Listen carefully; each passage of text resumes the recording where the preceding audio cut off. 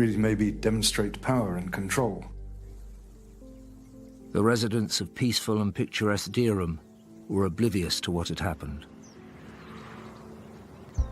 Dereham is a good place to live. It's at the very heart of one of the loveliest counties in the country, Norfolk. So it's surrounded by beautiful countryside. And it's a place where you can get to know people and be known. Dereham's a fairly tight-knit community. Everybody gets on with everybody, I think. Quite a lot of us know what everybody else is doing. Not always for the good. But generally, yeah, it's a pretty good community spirit around Dereham. People look after each other. Police quickly established that Elaine had family living locally. Unfortunately, they were about to receive some devastating news. I was at home with my children when I got a phone call to say my mum had died. It didn't seem real. I just felt numb. After I got the phone call, I phoned my sister. She was at work. My sister called my manager and asked me to call her back immediately. It was really urgent. At that time, I didn't know what was going on, so I called my sister as quickly as I could. She told me that Mum had died, and that's all we knew. We didn't know how, we didn't know when, we didn't know why. We just knew that she was dead. I first heard of my sister's death in the bank in Dereham.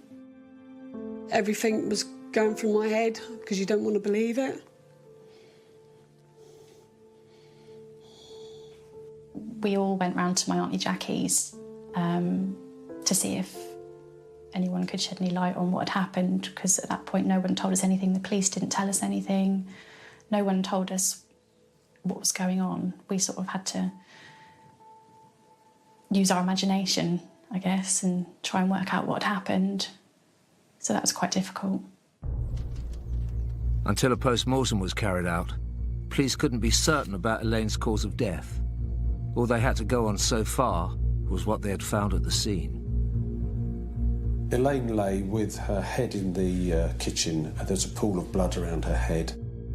She was naked from the waist down, and she had several stab wounds, including one that went through her neck. There were some what looked like perfectly round circular marks, one on her right cheek and one on her chin. And initially I thought possibly she'd been hit with the bottom of a beer bottle with that slight stippling.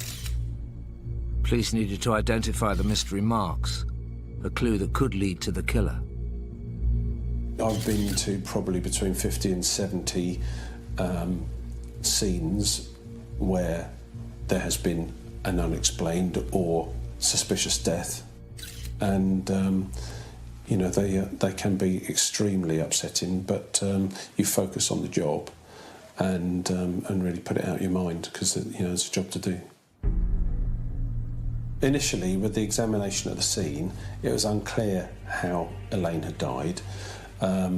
It was rated as an unexplained death. The following morning, when the post-mortem examination results came through, which showed that she had 3 stab wounds and about 50 other injuries, including the 2 unexplained injuries on her cheek and her chin, I upgraded it to suspicious death. Suspicious death was a term police used for probable murder. It was time to share this news with her family. When we found out that my mum had been stabbed, me and my family, we just couldn't believe it. We were shocked. Couldn't believe it at all. Devastated, shocked. I was just unreal, really. You just couldn't take it in, because something like that doesn't happen to you, and especially in Dereham. You know, we were just, totally in shock. The investigation team needed to look further into evidence found at the crime scene for clues that would lead them to Elaine's killer. A knife was found on an arm of the sofa near to where Elaine lay that was identified as the knife that had been used to stab her. There was a broken bottle on the floor in the lounge that revealed a fingerprint. There were some boxer shorts still on the floor there, and a receipt from where she'd been to the shop the previous Saturday. That led to an inquiry to go and find out what she'd bought. And then that shop had CCTV, so we looked at securing that CCTV and looking through that to see if she was with anyone or if there was anything of value to be gained from there. Accessing the shop's CCTV footage and identifying the fingerprint would take a while, so the police looked further into Elaine's life. Elaine had a son and 2 daughters. All of them lived in the Dereham area. Clearly a close bond between them, and she obviously looked forward to their visits. Elaine was born in Hackney in London in 1960 and moved to Dereham aged 19 in the late 70s. She got told she couldn't have children, but later on she found out that she was due to have twins, and obviously she was ecstatic, really. You know, we was all happy for her. And then she had twin girls, and then she went on to have a little boy. I used to go and visit my mum every Friday with my nan and my children, and on the Friday before she died, she was laughing around with the children, dancing and singing with them. My mum was quite a private person. She didn't have many friends. One of her friends was her neighbour, and he used to visit her as well. Essentially, she lived quite an isolated life. Her family visited her regularly, and she had a routine of going to the shop every day and then returning home and spending most of the day on her own or in the company of a neighbour or whatever in her own flat. It was clear to police that the person who saw Elaine most regularly was the neighbour that had reported her missing. When we first found out what had happened to Mum, we all assumed it was her neighbour because she'd had run-ins with him in the past. So we all automatically assumed it was him.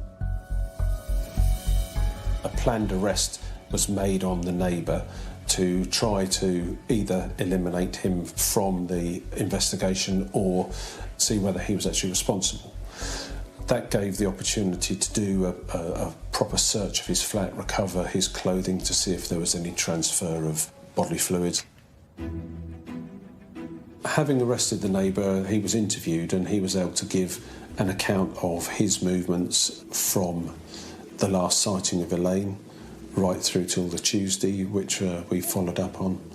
And it was clear within a few hours that it was unlikely that he was actually involved in her murder, and therefore he was bailed so that we could focus our resources elsewhere. One day into the inquiry, it was clear that Elaine Walpole's neighbour was innocent, leaving the police with no suspects. Without a concrete lead, finding her killer was some way off.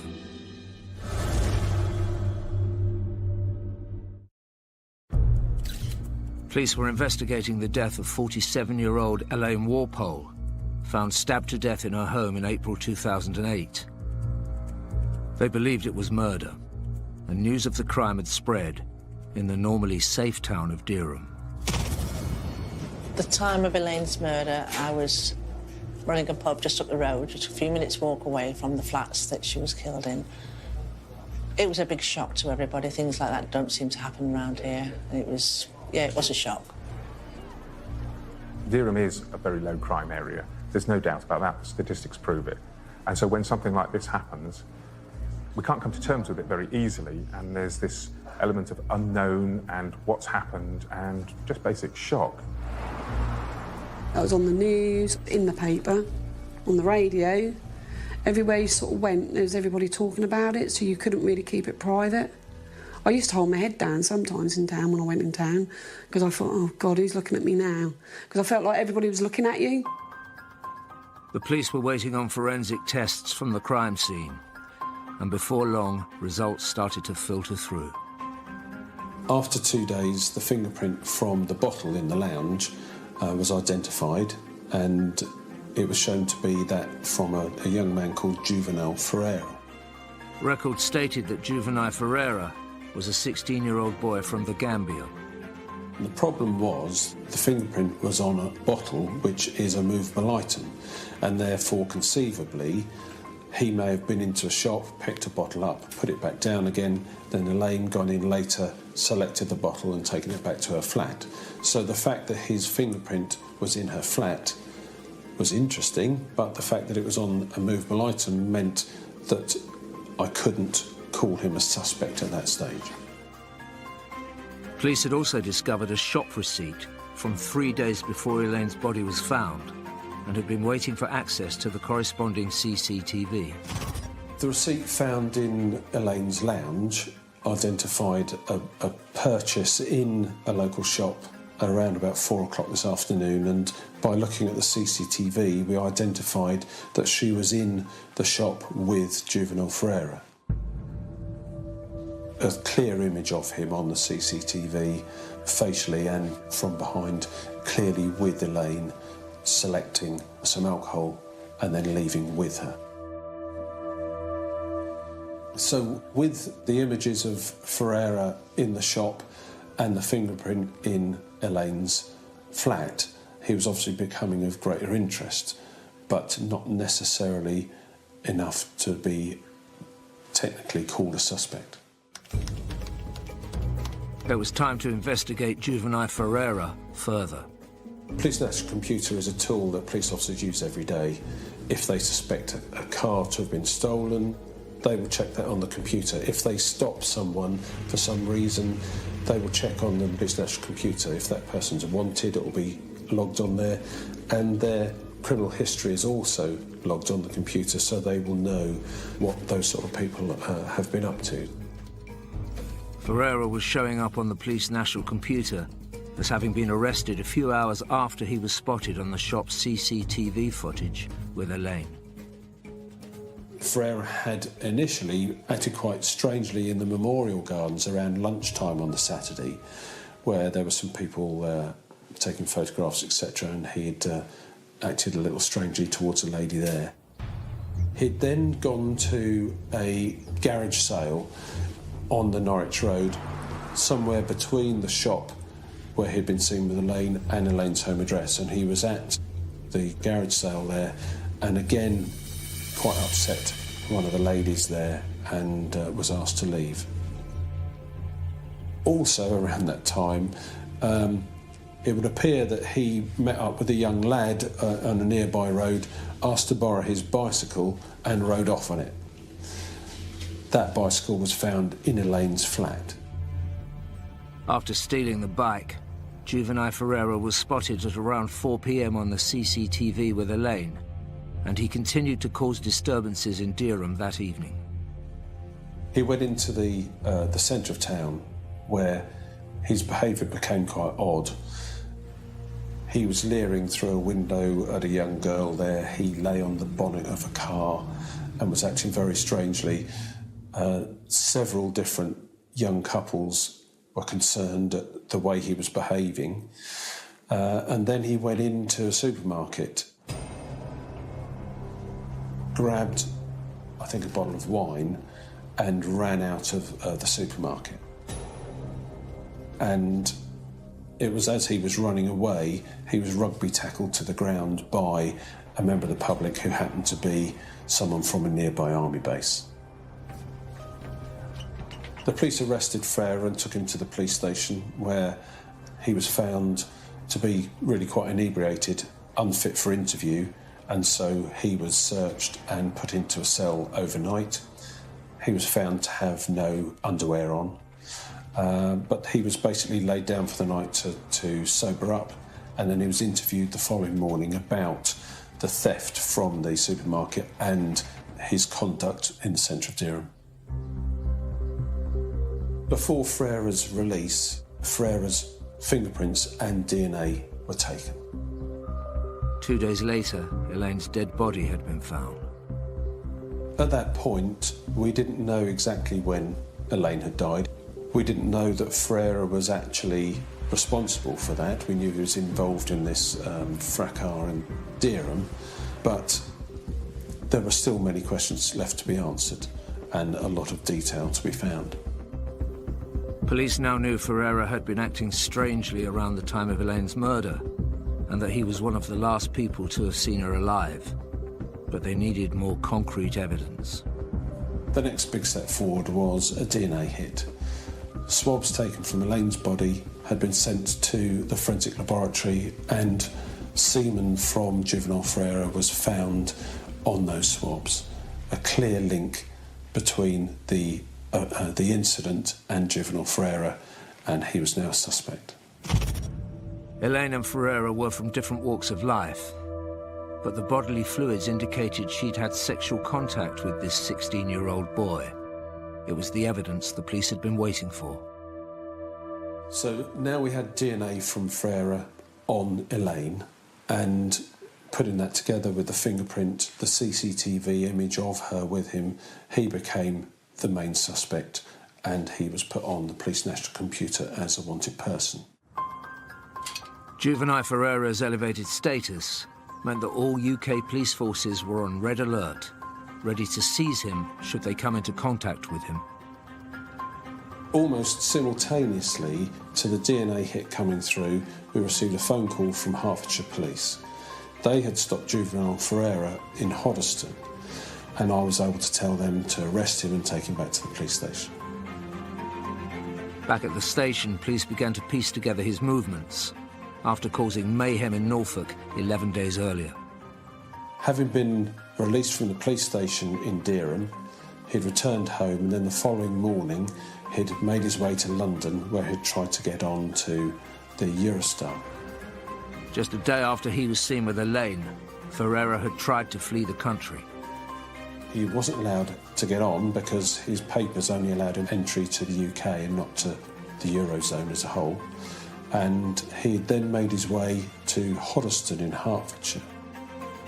In Hertfordshire, Ferreira had shoplifted, got into fights and robbed people, revealing a picture of a youth out of control.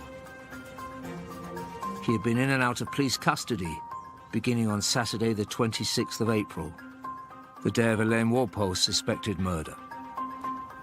Finally, the net was closing in on the police's prime suspect in Elaine Walpole's horrific murder. In Norfolk, all the evidence in Elaine Walpole's murder was pointing to one man, and the police were desperate to talk to him. Elaine had been found naked from the waist down, with multiple injuries, and juvenile Ferreira, aged 16, was the young man police had arrested for her murder, but not yet charged. Following Ferreira's arrest, I arranged for a search of his home address to be carried out, and in his bedroom, several items that linked him to Elaine's murder were found. A purse belonging to Elaine was found there, a SIM card and a phone, and there was a pair of boots with a blood stain on it, and that was later found to be Elaine's blood. He was represented in the interviews and basically said very little. I remember the interviewing sergeant saying to me that he was very surprised. Ferreira seemed a lot older. But we carried on with the interviews. He said very little, and then gradually, as we gathered all the different evidence together, the property found, there was his DNA. I was in a position to approach the CPS and ask to charge him with murder. The CPS agreed, and on the 10th of May 2008, 11 days after Elaine Walpole's body had been found, juvenile Ferreira was charged. Juvenile Ferreira was charged with murder, but as a juvenile, he had to be treated differently. He was kept in a different prison, and if convicted, would be subject to different term of imprisonment. Roughly a third of that he'd be expected as an adult. Well, when we got told by the police that they'd caught someone, obviously we were, I don't know, we were sort of like, your mind's all over the place, because obviously you're happy that someone's been caught, but obviously we wanted to know who it was and why. So obviously it was all in sort of like mixed emotions, really. Ferreira was held on remand at Feltham Young Offenders Institute while police continued investigating him, discovering that he'd moved to Dereham from the Gambia in 2007. But confirming Ferreira's age was proving to be difficult. We still had our suspicions that Ferreira was older than he was actually saying. Inquiries in the Gambia with the Attorney General indicated that travel documents could be obtained just by saying what your date of birth is without any evidence, and therefore they weren't a real true reflection of someone's date of birth. Ferreira's mother, who had moved to England, wanted to take him from the Gambia back to England and therefore had applied for his travel documents stating a date of birth that made him at that time under 16 and a dependent. The Attorney General on my behalf made inquiries at the school where Ferreira had been and obtained his school certificate, but because he'd moved from Guinea-Bissau, where he was born, to the Gambia, we couldn't be absolutely sure when he'd started his school, and therefore that wasn't evidence of his birth and his age. Not being able to clarify Ferreira's age was a blow, but the police still had work to do in preparation for the trial, so focused on his relationship with Elaine. We wanted to know how Ferreira met Elaine, how well he knew her, and from inquiries it appeared that Ferreira was refused to purchase either alcohol or cigarettes in the shop and had gone outside and then asked Elaine to buy something for him, then returned into the shop and then walked away from the shop in the direction of her home address with her. As far as we know, that was the first time he had met Elaine. Ferreira's semen was found on Elaine's dead body, pointing to sexual contact between them. But to add sexual assault to the existing murder charge, DCI Fryer had to disprove consensual sex. Police needed to find out more about Elaine's personal life, and they returned to the family. Elaine would always tell you stuff. Even if you didn't want to know about it, she'd soon tell you about things. So, yeah, she'd definitely tell you if she had a boyfriend. I'd never heard of him. She'd never mentioned him to any of us, so we were very shocked that she would be involved with someone so young. We didn't know anything about him, or why they would even come to be acquaintances in the first place. As far as her family were concerned, Elaine wasn't in a relationship with anyone at the time of her death, let alone a random 16-year-old boy. The suggestion was upsetting, and more distressing was that they still hadn't been able to lay Elaine to rest. One thing that the family found very difficult to deal with was the delay in being able to hold Elaine's funeral. The problem is that we hold our post-mortem as soon as we can, but the defence have the right to hold their own post-mortem so that they can check the evidence that we've obtained. And therefore we have to have caught someone, charged them, and then given the defence the opportunity to carry out their own post-mortem. And in this case, the defence delayed and the post-mortem wasn't carried out for several months. Having the funeral after 4 months was obviously a huge weight had lifted off our shoulders, that we were able to have the funeral. But we knew that the trial was coming up, so we still had that to deal with. So we were still all really anxious and worried about the outcome of the trial. Unfortunately for Elaine's family, a new development at Feltham Young Offenders Institute suggested Ferreira wasn't going down without a fight. Whilst we were preparing the case, we were contacted by the prison where Ferreira was being kept, and we were told that he had written on the wall of his cell, "I didn't kill her, she was my girlfriend, for goodness sake, I'm only a kid." This gave an indication of the defence that Ferreira may be putting forward at court, that he knew Elaine, that she was his girlfriend, and it's quite common for people to remain sort of denying the offence right through the system. Graffiti, more commonly, is a way in which individuals make a statement about themselves to the world. It's how they want to be seen. Now, that might have a tactical element in that he's trying to influence people's views of his culpability, but it could be that he's trying to convince himself, because some sexual murderers don't like admitting even to themselves what they've done.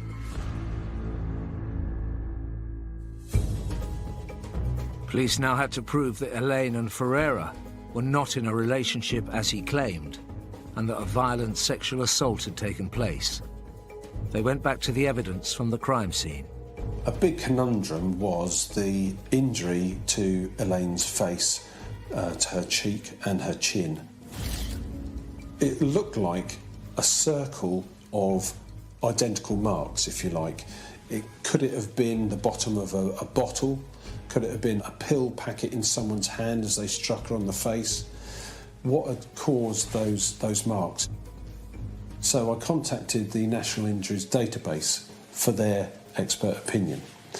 And they said to me that it's a possibility that it was bite marks. They provided me with several experts, and I decided to contact forensic odontologist Freddie Martin.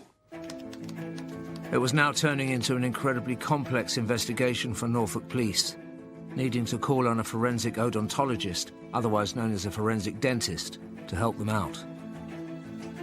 Forensic odontology is extremely useful to police and prosecutors. On the crime side, it's not uncommon in murder cases for the perpetrator of the murder to bite their victims. And they might bite them extremely viciously as well. Sometimes they're very vicious biting. And in rape cases, for instance, it's very common to find bite marks. And by examining the bite, photographing it, taking impressions from suspects and that sort of thing, it is often possible to match up the perpetrator with the victim. I sent Freddie photographs of the injuries, and after careful consideration, he was willing to give his expert opinion that they were bite marks. This was exciting because if we could identify who had made those bite marks, it was another way of identifying who had carried out the murder, but also it helped towards boxing off any defence as to consensual sex. DCI Fry needed to prove these bite marks belonged to juvenile Ferreira, to charge him with sexual assault as well as murder. The police also needed to prove their suspicions that he was over 18. But with less than 2 weeks until the trial, the investigation team were running out of time.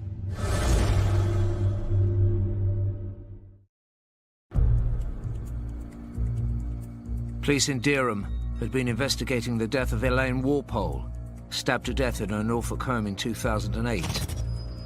They had charged 16-year-old juvenile Ferreira with murder and were keen to add a sexual assault charge after his DNA was found on her body. So the swabs from Elaine's body were sent as a priority, and other exhibits followed later on. As it happens, the boxer shorts that had been found there, later on, they were found to have Ferreira's DNA on. With only 2 weeks until the trial, the police had a limited amount of time to prove that bite marks found on Elaine's body had been inflicted by Ferreira. In order to prove that he had created the bites, we would need teeth impressions, and the problem with that is that they're classed as intimate samples and they can't be taken other than with the consent of the person. And when we approached Ferreira's solicitor, he refused.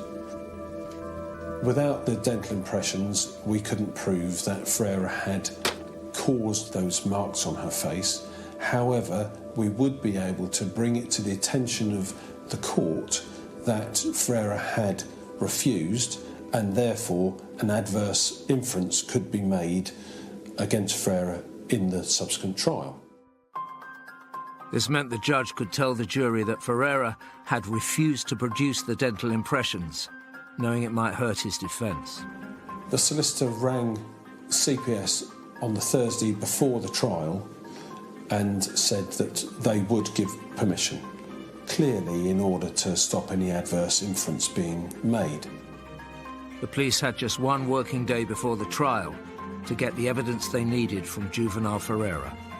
I rang the odontologist And he said that he'd get onto it straight away. He went to the prison the next day, obtained the teeth impressions, worked on them over the weekend, and by the Monday he had positive proof that the bite marks were made by juvenile Ferreira biting Elaine on her face and on her chin. The new evidence meant that 16-year-old juvenile Ferreira stood trial charged with both the murder and rape of Elaine Walpole, with the police confident she had never had consensual sex with him. Throughout the trial, juvenile Ferreira maintained a defence that he was in a relationship with Elaine and that he had consensual sex with her and had left her alive and well on the Saturday and had no knowledge of her murder. This was clearly upsetting for the family, him suggesting that he was in a relationship with her, which they didn't believe at all, and it was really the only way he had to go to try and explain the sexual element to the offence. We had no idea why they would be associated with each other. They seemingly come from different walks of life. Obviously, my mum was a lot older than him. We don't know why their paths would have crossed. One can only speculate, but it is possible that he experienced something like a perceived rejection, or that she wouldn't comply, maybe with sexual advances. Perhaps because of the state that he was in with the alcohol, or the emotional state he was in generally. Maybe he was just all too ready to take out his feelings on her. In his defence, Ferreira claimed that on the Sunday after his release from the police station, he'd returned to Elaine's flat and found her dead. He said that he was shocked by what he saw. He'd moved the knife, he'd got blood on his hands, and he'd washed his hands, and that somehow that's how blood from Elaine had got onto his boot. At some point he claimed that it was possibly a drug dealer that had committed the offence, again upsetting the family. And when he was challenged as to why he hadn't reported what he found to the police, he said that he'd gone to the police station but they was too scared to go inside, and so he hadn't reported it. He continued to deny biting Elaine. He continued to deny any violence towards Elaine, but he did admit stealing some of her jewellery. Having stayed silent in interviews, Ferreira was now claiming he had known Elaine was dead before the police did, but wasn't responsible for the killing. Going into court and seeing him standing there, the person that killed my mum, was horrible. I made eye contact with him and he stared me out. He had no remorse, he was just pure evil. DCI Fry felt the prosecution had a strong case against Ferreira, with CCTV, fingerprints and DNA evidence, plus the forensic dentist who took the stand. Freddie Martin was obviously a key witness, and he came along to provide the evidence that Ferreira had caused the bites on her face. And as we waited outside court, I spoke to Freddie about our problems identifying a real age for Ferreira, and I said to him, it's a pity you can't age someone by their teeth like you can a horse. And Freddie turned to me and said, well, you can. When you're trying to prove that somebody's over the age of 18, or whether they're under the age of 18, then it is the third molar tooth, the wisdom tooth, that is the one that's going to give you that essential bit of information. You would expect that tooth to start to erupt into the mouth about 16, and 3 years later you would expect the root of that tooth to be fully formed. This new information was an important breakthrough. If Ferreira had fully formed wisdom teeth, he would be at least 19 years old. But the prosecution and the defence had already given evidence, and the jury were now ready with their verdict. On the 15th of December 2008, Ferreira was found guilty by a unanimous verdict. He was convicted of the murder and rape of Elaine Walpole. When he'd been found guilty, it felt like a weight had been lifted off our shoulders, and finally my mum could have some peace. It was at this point, if he had been sentenced as a juvenile, he would have got a third of the sentence that he would as an adult. And this was the point where we approached the judge through the barrister to ask for more time to prove Ferreira's true age. A conviction for murder and rape would have meant just 8 years in prison if Ferreira was sentenced as a juvenile. After the guilty verdict, we then got told that it would be adjourned until further investigation on his age, and we were relieved that they were actually going to sort out his age and so that he would get the sentence he deserved. As x-rays of Ferreira's teeth had recently been taken to prove he'd bitten Elaine, the police already had the medical records they needed to analyse. Freddie Martin, the forensic odontologist, went to work on the x-rays of Ferreira's teeth to try and prove exactly how old he was. The really crushing news was that, in fact, he had a deformity in his teeth and the last set of molars weren't even there, and he couldn't prove through his teeth how old Ferreira was. There are certain abnormalities that can occur with the development of the third molar tooth. The roots can become fused. It may have a high degree of a curve on the end of the root. It may not fully form, and then it makes it difficult for the forensic odontologist to actually use that third molar tooth as a method of age assessment of that individual. The news was terrible, really. We'd really hoped that that would be the final thing to show how old he was, and it had been ripped away from us. And we were up against the clock. We had to get some sort of evidence to prove his age before he was due to come back for sentencing. I talked it through with Freddie, and he said, well, there are other ways of proving someone's age. There are different bones in the body that develop at different stages. The wrists, for instance, the bones in the clavicle, through the sternum. But he said he wasn't really the right expert to do that. We needed our own expert, a forensic anthropologist, to give expert evidence as to Ferreira's age through his bones. There was a real problem here because it's so difficult to get someone out of prison for any reason, but to take them to hospital for x-rays is unheard of. It was another race against time, as police went about trying to arrange further x-rays of Ferreira, now a convicted murderer. Ferreira's defence were also making things difficult for the investigation. The defence demanded that their expert be present when the x-rays were taken, but the prison said that no one was allowed to know where the procedure would take place beforehand, and therefore we had to arrange for the defence expert to be picked up by police officers and taken to an unknown location to be present as the x-rays were taken. The prison sent him along attached to the biggest prison officer you've ever seen. There was no way that they wanted any chance for him to escape. X-rays were taken of Ferreira's body, which DCI Fry immediately sent to their forensic anthropologist to analyse. Julie Roberts was able to say, through the development of the radius of the bones within his wrist, that Ferreira was probably around 21 years old, but at the very least 19. That meant he was an adult. That meant that he would be sentenced as an adult. On the 27th of March 2009, after an 11-month investigation, juvenile Ferreira went back to court and was sentenced, as an adult, to 22 years imprisonment, roughly 3 times what he would have got as a juvenile. This was excellent news.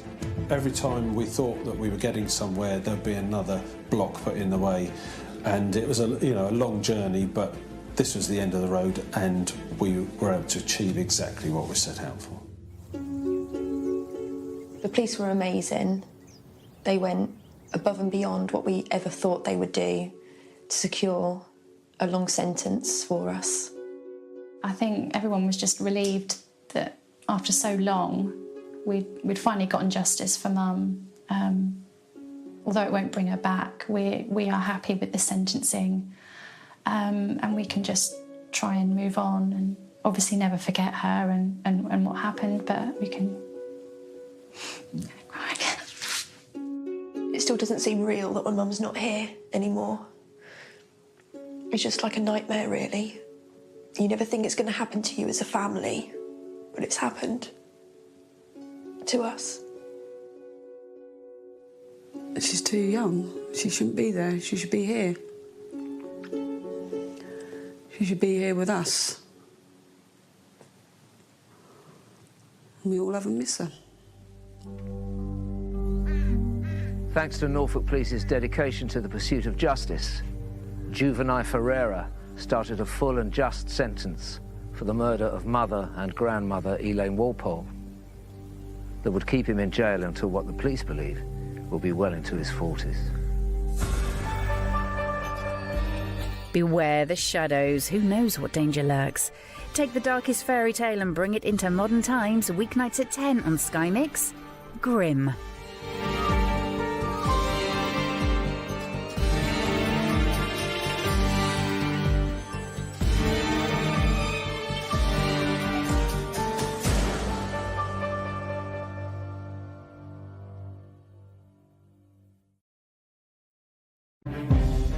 She was a young woman who had a whole life ahead of her. Everybody was jittery, wondering what had happened to her. Clearly a very dangerous person. This is the real whodunit. Crimes don't really happen here. She'd been placed inside a suitcase. This was a brutal, horrific murder and an awful way to leave the body of a teenage girl. I've been a criminal lawyer for over 30 years, and I've never dealt with a case like this before. To have 3 trials is very rare, but the case was of such importance. He would have walked free. And given what he had done before, we were in no doubt that he was a dangerous man.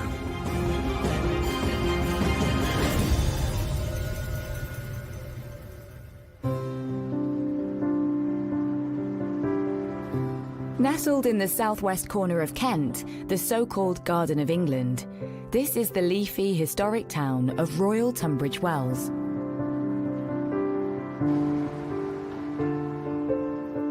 I would describe Tunbridge Wells as a safe family sort of location, wealthy and middle class. There's a really low level of crime in the area. I feel very safe walking around at night. People enjoy a very peaceful life on the whole and generally go about their business. Tunbridge Wells is your archetypal Middle England. It's picturesque, it's surrounded by beautiful countryside. Crimes don't really happen here.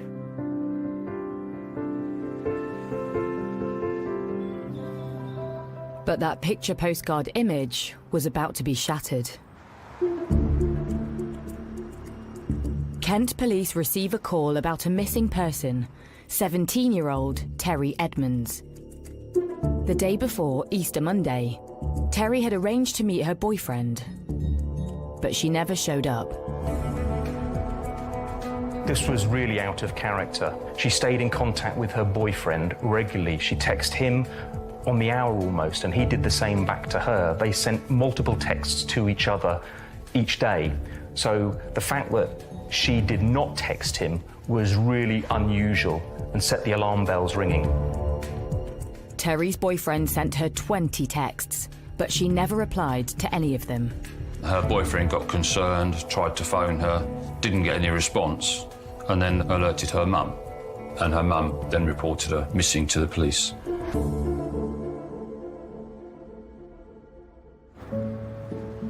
This disappearance was out of the ordinary for the happy-go-lucky teen. She was bright and intelligent.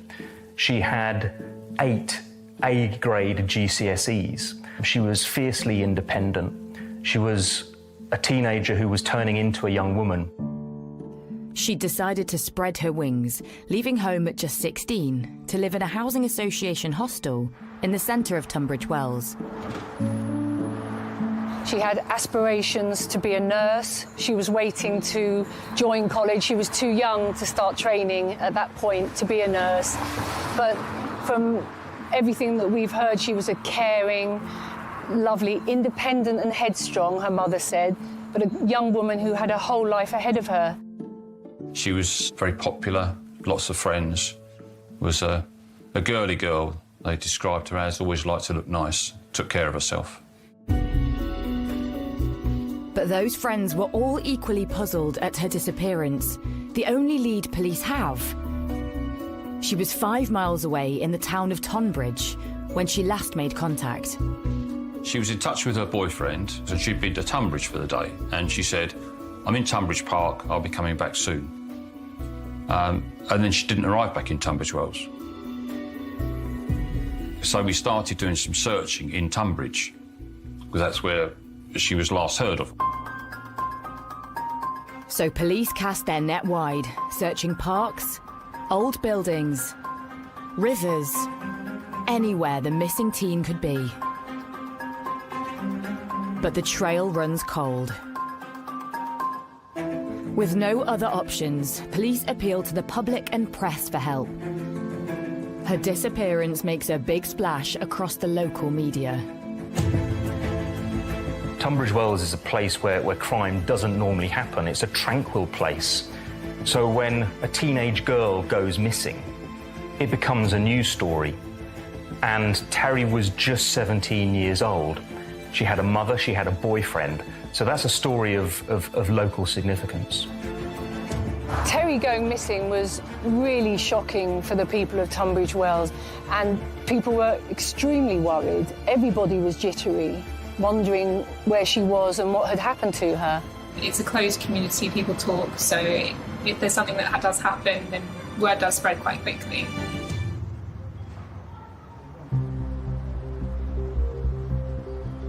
It's 10 days since Terry went missing, and still no word from her.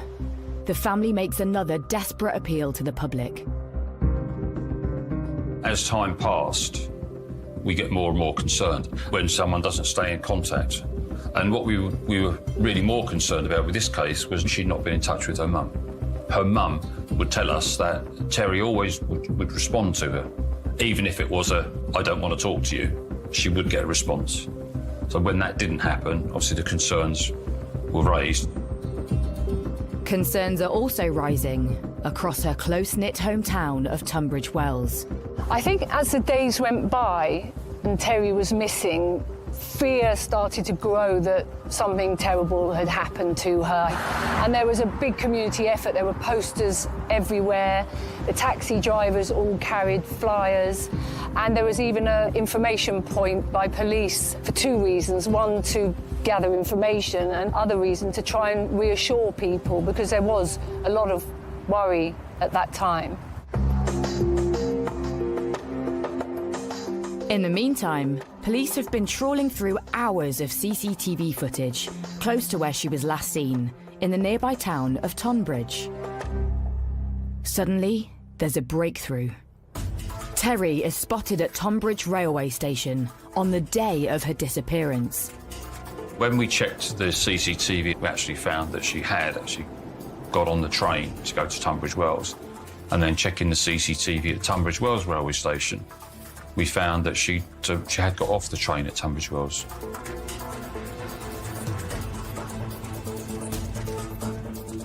So at that point, the searching moved from Tunbridge to Tunbridge Wells. The investigation suddenly picks up pace in the hunt to find the missing teen.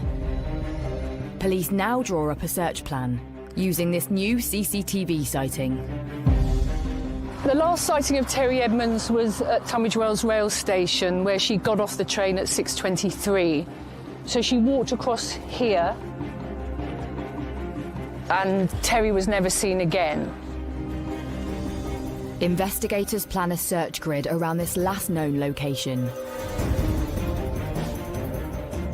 The hunt leads to the supermarket car park opposite the station.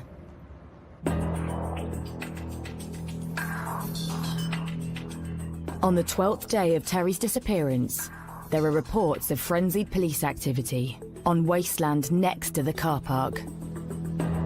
This area was absolutely cordoned off. There were police everywhere, police vehicles, so the public had absolutely no entry. They closed the car park off while forensics were working at the scene, so this was an absolute no-go area for the public. The search teams had made A grim discovery. The suitcase was discovered under a vehicle ramp going into the car park. And when the searching officers opened it, they found a young lady's body. She was in a fetal position in that suitcase. This young woman appeared to have been mercilessly strangled. She'd been placed inside a suitcase that had been well hidden behind a wall, a squalid, desolate and dirty spot to leave a young girl's body. This was a brutal, horrific murder. When the suitcase was found with a body inside, I think it was the news that everyone had been dreading in a way. I think most of us had that sinking feeling that it was going to be Terry.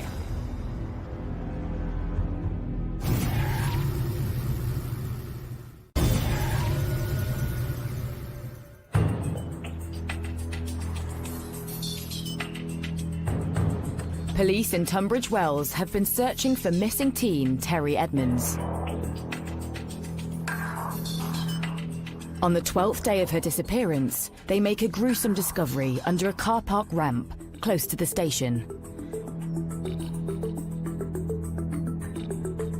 The body of a teenage girl is found stuffed into a suitcase. She'd been strangled. This was a brutal, horrific murder, a desperately tragic and awful way to leave the body of a teenage girl. The person who killed her had no sense of humanity to leave a teenager in such a position. The body in the suitcase was found behind a wall, just here. Immediately, police taped off the area, and there were lots and lots of police officers, forensic teams, sifting through the area looking for evidence. Police are in no doubt that the body in the dark green suitcase is tragically Terry's. We had to go through formal identification process, but we knew from the description that that was Terry in the suitcase. The next day, the body is formally identified as Terry Edmonds. The news rocks the idyllic town of Tunbridge Wells. To hear that she'd been murdered and her body found in such an awful way, stuffed into a suitcase, I think people were absolutely horrified and so sad. Terry's disappearance quickly turned into a murder investigation, and that really sent shockwaves through the close-knit community of Tunbridge Wells. It scared people, primarily because she was a young teenage girl, but also because there are many parents in Tunbridge Wells who feared that there could be a killer on the loose. To quell residents' fears, police presence is stepped up across the town. Investigators hit the streets, carrying out door-to-door inquiries for any leads on the killer. Kent Police followed a lot of lines of inquiry. They had 50 police officers working on it. They were talking to quite a few people in relation to her disappearance and death.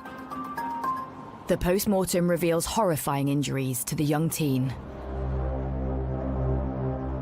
The details of the post-mortem were shocking, they were horrific. And as a seasoned journalist, it was upsetting. Terry had endured a really brutal and violent attack. She had been physically overpowered. She'd been raped, and she'd suffered a number of injuries. And her last moments would have been truly horrific. The post-mortem examination showed that she had grazes on her back and she'd been strangled. Terry was strangled by a scarf that she was wearing. She looped it through, and by pulling it tight, he'd strangled her. She had some facial injuries where she'd taken some strikes to the face as well. And she was probably smothered with a pink sheet, which was found away from the scene. Blood is found on this mysterious pink sheet, which is retrieved with Terry's trainers and her cigarette lighter in a pile of rubbish close to her body. They're sent off for analysis at the lab. But it's the suitcase that police hope could be the key to finding her killer. Once the body had been removed, then the suitcase itself was considered as a crime scene. And that crime scene was essentially packaged up carefully and submitted to the Forensic Science Laboratory for examination. Police hope testing for traces of DNA could provide answers to some of their biggest questions. Initially, we were looking to see where the suitcase had come from. Could we have an owner of the suitcase? Could that be a big clue for us? Whilst the lab pores over the suitcase, the spotlight falls on the person who raised the alarm. Terry's boyfriend. New evidence comes to light about a fallout with his girlfriend. The last person that the police were initially aware of that had spoken to Terry was her boyfriend, and they'd had a row. Bearing in mind, most murders are committed by people that are known to the victim. Samples of the boyfriend's DNA are also found on Terry's body. Police investigating the disappearance of 17-year-old Terry Edmonds have today made an arrest. Detectives arrest Terry's boyfriend at his home in the nearby village of Hadlow. He's taken in for questioning. He was living with his mother in a house in Hadlow, and when he was arrested, police went to his property, uniformed officers were stationed outside, and forensic officers went into his house and conducted a search all night. But eventually, this would draw a blank. They did release him without charge because it was quite clear he was not involved in any way, shape or form. And it was clear he was at work, and there was no way that he was involved.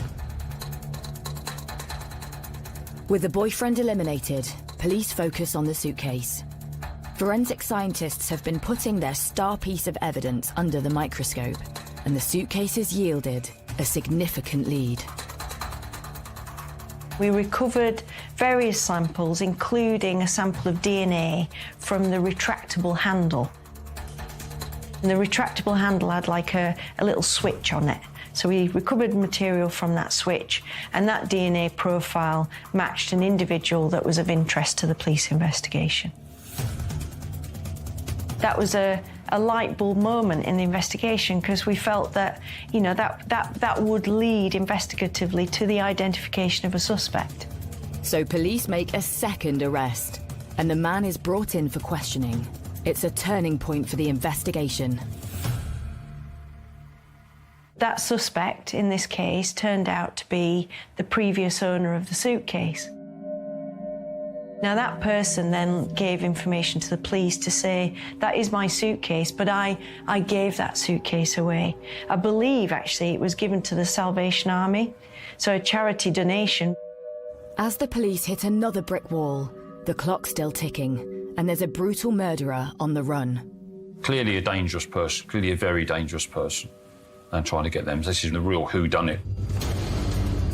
So detectives have to go back to the drawing board, refocusing their efforts on the location where Terry was found. The car park. Through their inquiries, investigators discover it was often part of her regular journey through town. And she used the car park as a short cut through, if you like, to make her way back to the hostel that she was staying at, that was just at the rear of the car park. Though nothing on the police's CCTV trawl shows Terry's last suspected steps through it. There was no CCTV in the car park itself, but there was CCTV at the exit, and she wasn't seen to leave. So we checked everything, double-checked it, triple-checked it. We couldn't see her leave. Police can now prove Terry never left the car park, which means she must have been killed there. They double down their efforts to find out who else could have been using it on the Easter Monday evening she went missing. We had to look wider, and we were looking at other people. And within the car park in Tunbridge Wells, there were some people that we called the rough sleepers. They were homeless people who'd found certain areas of the car park, stairwells of the car park, that they used as accommodation. And on those stairwells, certain people sleeping rough there on cardboard mattresses, sleeping bags, duvets, that kind of thing. We started looking at those people to see if there's anyone there was of interest to us. We made inquiries to all the rough sleepers in the car park. Did any of them own a suitcase? And they all denied it. But intelligence from an officer on the beat suggests otherwise. A local police officer told us that he knew of one person who had a suitcase. And we looked through our records and we'd spoken to that person, he denied it. So there was a reason why he denied being the owner of a suitcase. With their suspicions raised, detectives head straight back to the car park. They need to find the rough sleeper whose story doesn't quite stack up. We then went and spoke to him again. He said he did have a suitcase, but someone had stolen it, and it was kept in the stairwell. Someone had emptied his clothes out from it, and the suitcase had gone. But for investigators, something about his story doesn't seem right. So they arrest him. Perhaps this new suspect could blow the case wide open.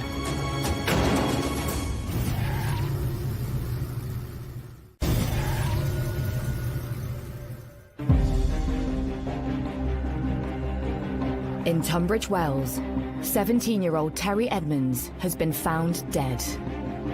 She was sexually assaulted and dumped inside a suitcase next to a car park. Police have made another arrest. A local homeless man has been brought in for questioning. 21-year-old Philip Bell. He confirmed that the suitcase that Terry was in was the suitcase that he had previously owned. And we asked him more about it, but he insisted that the suitcase had been stolen. Nevertheless, there were little glitches in his story that were starting to cause the police concern, and that's when they started to kind of zone in on him as a suspect. Although police can find no evidence that their victim, Terry, knew Bell, they realise this isn't the first time he's had a brush with the law. Philip Bell came to Tunbridge Wells from Salisbury, and he sort of set up a base in Tunbridge Wells. He had left school at the age of 15 without any qualifications and had started living on the street. He got involved in petty crime. He became a drug dealer. Philip Bell had been in Tunbridge Wells for about 2 years, living rough, and he was heavily into drugs, so cannabis, crack, speed, solvents. So he was a big drug taker and just drifting around, really.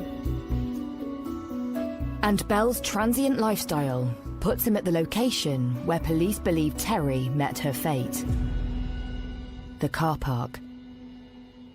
Through their inquiries, police are told Bell had set up home on the landing of one of the disused stairwells. In the basement of that stairwell, forensic investigators find something sinister, with a link to Terry. She had some dirt, some debris on her inside her clothes that was directly linked to the bottom of the stairwell.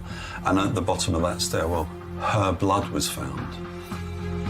The fact that her blood, her being in that stairwell and injured was really important because it identified the attack site, essentially. So police have found their murder scene. But during questioning, Bell denies he was ever in the stairwell or even the car park at the time when Terry disappeared.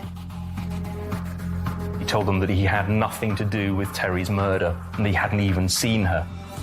However, when investigators seize his clothes, something raises their suspicions. Having taken his trousers, they noticed that he had grazing on his knees, and that was consistent with him being astride Terry when he assaulted her and grazing his knees. Now, he said he'd done that playing football. Now, we interviewed all the people that he used to play football with, and none of them ever remembered him actually falling down or hurting his knees whilst playing football in the time frame we were talking about. So again, that disproved part of what he was saying. Although the case against Bell is beginning to build, the evidence is largely circumstantial. Detectives still don't have enough proof to charge their prime suspect with murder. With there being no other evidence at that particular time, we had to release him on bail whilst we carried out other inquiries. It's a blow for the investigation. Just days later, searching for answers about her daughter's death, Terry's mum once again makes an emotional public appeal. I am begging you, please, if anybody knows anything, however little, get in touch, because anything to help catch the person that's done this will help. Over the next months, detectives work 24/7 in the hope to get the potentially dangerous Philip Bell back behind bars. They doggedly trawl through hours and hours of the town's CCTV footage for anything that could link him to Terry's disappearance. Suddenly, something catches their eye. It was some time later we were looking at more of the CCTV and we found Philip Bell. We'd found him walking past the railway station and going into the car park just a few seconds after we suspect Terry had gone in. Although we never saw him and Terry together, it was clear from the timing that he followed her in moments after she went into the car park. Police now have proof that their suspected killer and his victim would have crossed paths. And that's not all. We then, about an hour later, we had CCTV of him leaving the car park. So that sort of brought us to a conclusion that she'd gone in, he'd gone in shortly afterwards, he'd come out, but she hadn't. So that added to our suspicions that he could have been responsible. For the investigation team, this is really big. The new CCTV blows apart Bell's claim that he wasn't at the murder scene at the time of Terry's attack. Initially, when Philip Bell was arrested and interviewed in May, he denied that he'd returned to the car park. Although there was no CCTV or eyewitness accounts from what happened within the car park, the CCTV was absolutely crucial because it demonstrated that Terry and Philip Bell were effectively on a collision course as they entered the car park. Detectives also spot something strange about Bell's clothing as he leaves the car park. When we suspect was the hour in which Terry was killed, he came out wearing a different pair of jeans. And we're able to identify that from CCTV because one pair was baggy and one pair was slim-fitting. So we were asking why had he changed that clothing? Soon, investigators come up with a sinister theory. Our theory was that he had got blood on his trousers, taken and disposed of those trousers, and changed them in that hour. Because why else? Why would you suddenly change your trousers halfway through the day? Could this explain Bell's change of clothing? There was only one way to find out. Philip Bell is re-arrested and questioned by detectives once again. He maintained that he was not in the car park around that time on that day. He was then shown the CCTV, which put him in the car park for an hour, and him leaving that car park. And he admitted then that he had been in the car park that day, and he actually admitted that he'd been in, it was called the Lonely Staircase because there was no exit from it to any main part of the car park. It was where Terry was actually killed.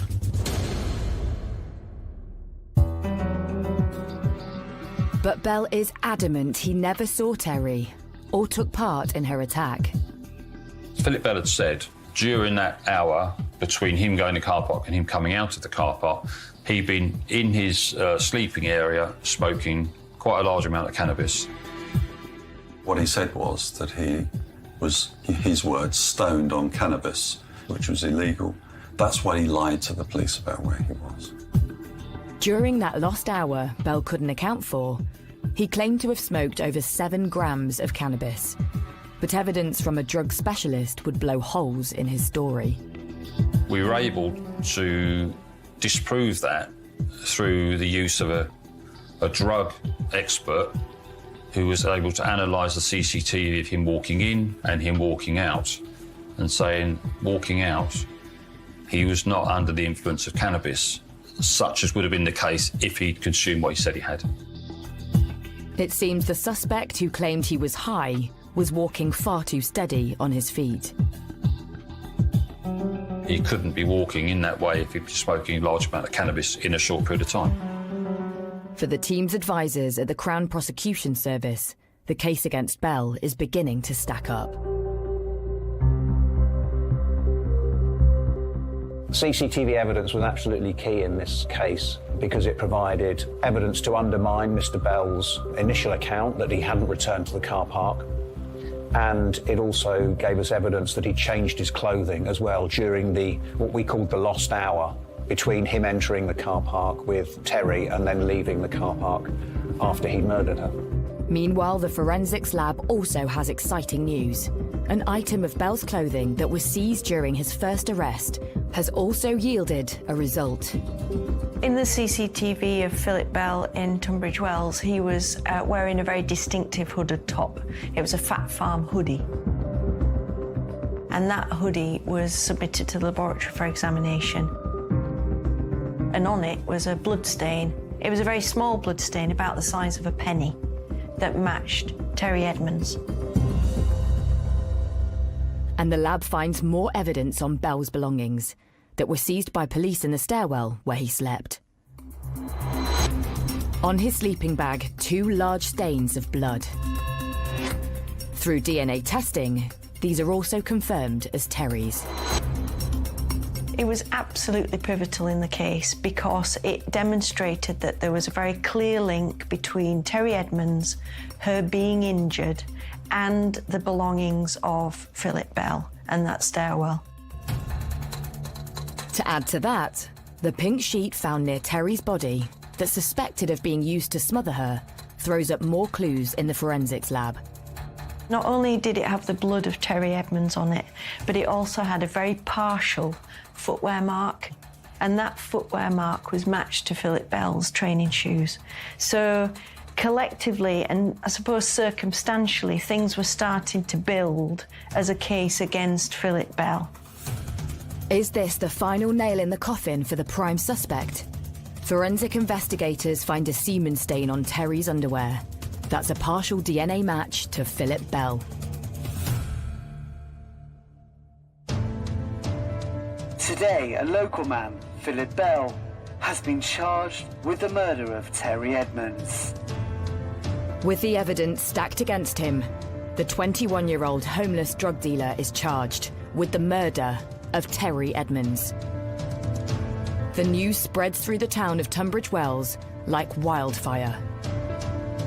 It meant for the first time we could actually legally name him as the man in connection to Terry's murder.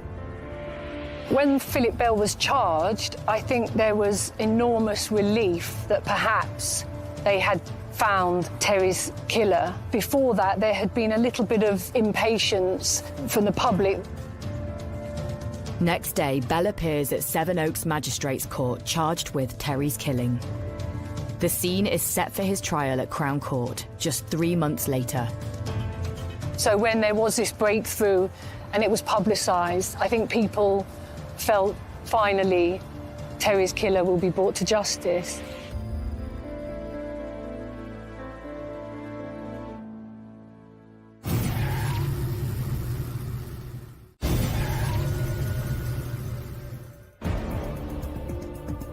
In Tunbridge Wells, 17-year-old Terry Edmonds has been found strangled and sexually assaulted, then stuffed inside a suitcase. With the evidence stacked against him, 21-year-old homeless man Philip Bell has been arrested and charged with her murder.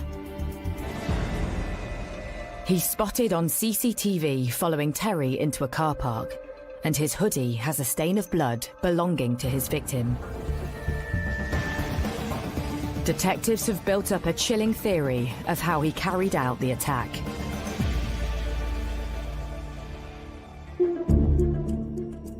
He tried it on with her, she refused, and he then attacked her, killed her, and sexually assaulted her. But having done that, he was a homeless person with no car. He had no means to get rid of the body, but he had a suitcase. So he put the body in a fetal position in the suitcase. A year after Terry's disappearance, Philip Bell's trial begins at Maidstone Crown Court. He pleads not guilty to her murder. The thing that struck me about him was he was completely emotionless the whole time. You look into their eyes, and there was nothing there. It was quite chilling, actually. But as the trial progresses, police realise convincing the court of Bell's guilt may not be an open and shut case. The case against Bell relied entirely on circumstantial evidence. There was no smoking gun. There was no witness who saw him kill Terry Edmonds. I think that Philip Bell also had a very good defence barrister who was able to just chip away at the little bits of evidence. It became really a massive trial. I was giving evidence for days on end. And before long, Bell's defence team has a trick up their sleeve to try and raise doubts in the jury. They point the finger at another rough sleeper in the same car park, one of Bell's associates. The man had a conviction for manslaughter. And because he lived in the car park, it was suggested by the defence that he was the murderer. Not only that, but the defence's new suspect could undermine one of the team's key pieces of evidence, the footprint on the pink sheet used to smother Terry. The man had a pair of Converse trainers found in his possession, which were linked to the pink sheet found at the scene, with a bloody footprint that matched that pair of trainers. Following a dramatic trial lasting 6 weeks, the jury retires. After 22 hours spent deliberating, they failed to reach a verdict. For Kent Police and the prosecution team, their worst fears have come true. All the evidence against Philip Bell, it seemed very strong. So it was very disappointing for Terry's mum not being able to get any justice, and for the rest of her family. With no verdict reached by the jury, the judge orders a retrial. 7 months later, a second trial begins, and a brand new jury hears the case against Philip Bell. But again, we had the same situation, with evidence being chipped away at by the defence team. I was thinking, oh no, not again, because I was really concerned that it would be the same Groundhog Day kind of scenario. This time, the defence focuses on Bell's hoodie. They claim there was an innocent explanation for Terry's blood on it. They suggested that Philip Bell had brushed past the area where Terry's blood was and got it on his top. Again, I think that what they did was they raised a doubt about that, and the jury just couldn't be sure of it. Following 19 hours of deliberation, the jury has news. I think it's fair to say you could cut the atmosphere in that courtroom in Maidstone Crown Court with a knife. Once again, a jury has failed to reach a verdict. This is another massive blow for Terry Edmonds' family. They'd sat now through 2 lengthy trials. There was, on my part, a real sense of shock and disappointment when the jury were unable to return a verdict, and then having to decide what we were going to do. The team is on the verge of calling it quits. Now, if we'd done that, Bell would have walked free, and Terry's killer would never have been brought to justice. But in a last-ditch effort to save the case, the prosecution tries for something rarely attempted in British legal history. A third trial of the same defendant. And so we argue that it was in the interest of justice to go a third time, which is unusual. It was the right thing to do. We had an overwhelming case that Terry had been murdered by Philip Bell. It's a close call, but the judge sides with the prosecution and agrees to keep Bell in custody until the retrial. So the team has one last chance to put Bell behind bars. If the case fails, then he is going to walk free, and he could be dangerous. So the prosecution goes back to basics. First, they tackle Bell's claim that he brushed past Terry's blood left on the stairwell. Forensic scientists run tests using the same small amount of blood that was found on Bell's hoodie. This tiny amount would have started drying if he'd touched it after the attack. So you can see that if the blood has started to dry quite considerably, the stains start to break up. They're quite gritty, they're quite flaky. But the stain on Bell's top seemed fresh, questioning his version of events. The blood stain on the hooded top was not flaky, it was fresh-looking blood that had been transferred, so it demonstrated that it wasn't drying blood. So that blood must have transferred very quickly after it was available, which started to put Philip Bell being involved in the assault on Terry Edmonds and being exposed to her blood after she was injured.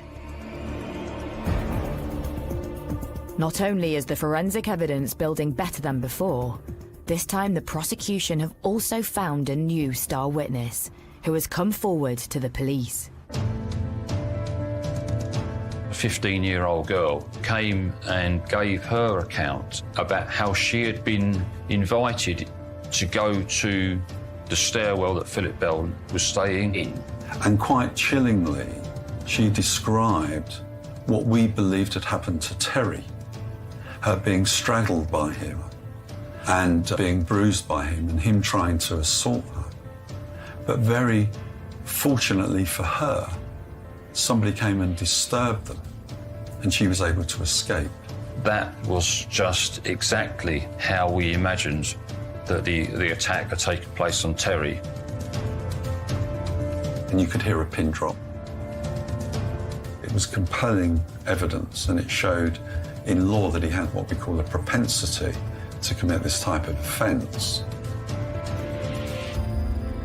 As the prosecution's case seems to get stronger, Bell's testimony on the stand just falls apart. He admits being on the stairwell landing at the time of Terry's attack, but says he saw nothing. He's within 10 feet of Terry being murdered, and yet sees and hears nothing. It was fanciful. So a jury considers the evidence against Bell for a third time. Just 3 hours later, they announce their decision. Guilty. It was a day of jubilation, really, for the family. There were loud shouts and cheers as the verdict was announced in Maidstone Crown Court. There was an outpouring of pent-up emotion that had been there for a long period of time.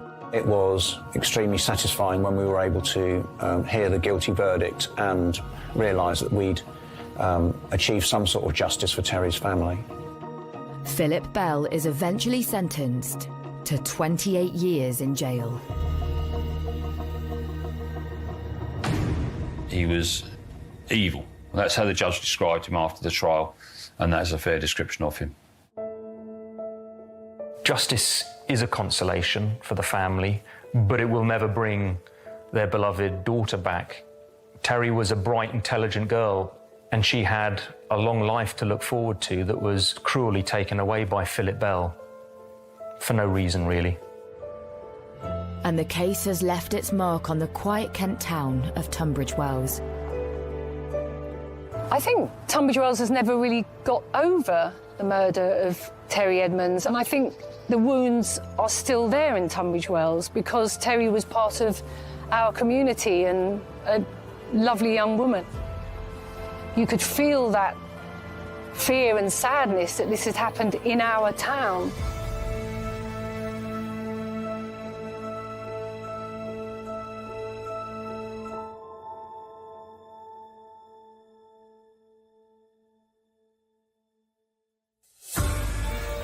The threat has resurfaced, placing the very thing everyone needs to survive under attack. It's a waterfall of bad news for Cobra in new cyber war on Sky Mix, Thursday at 9.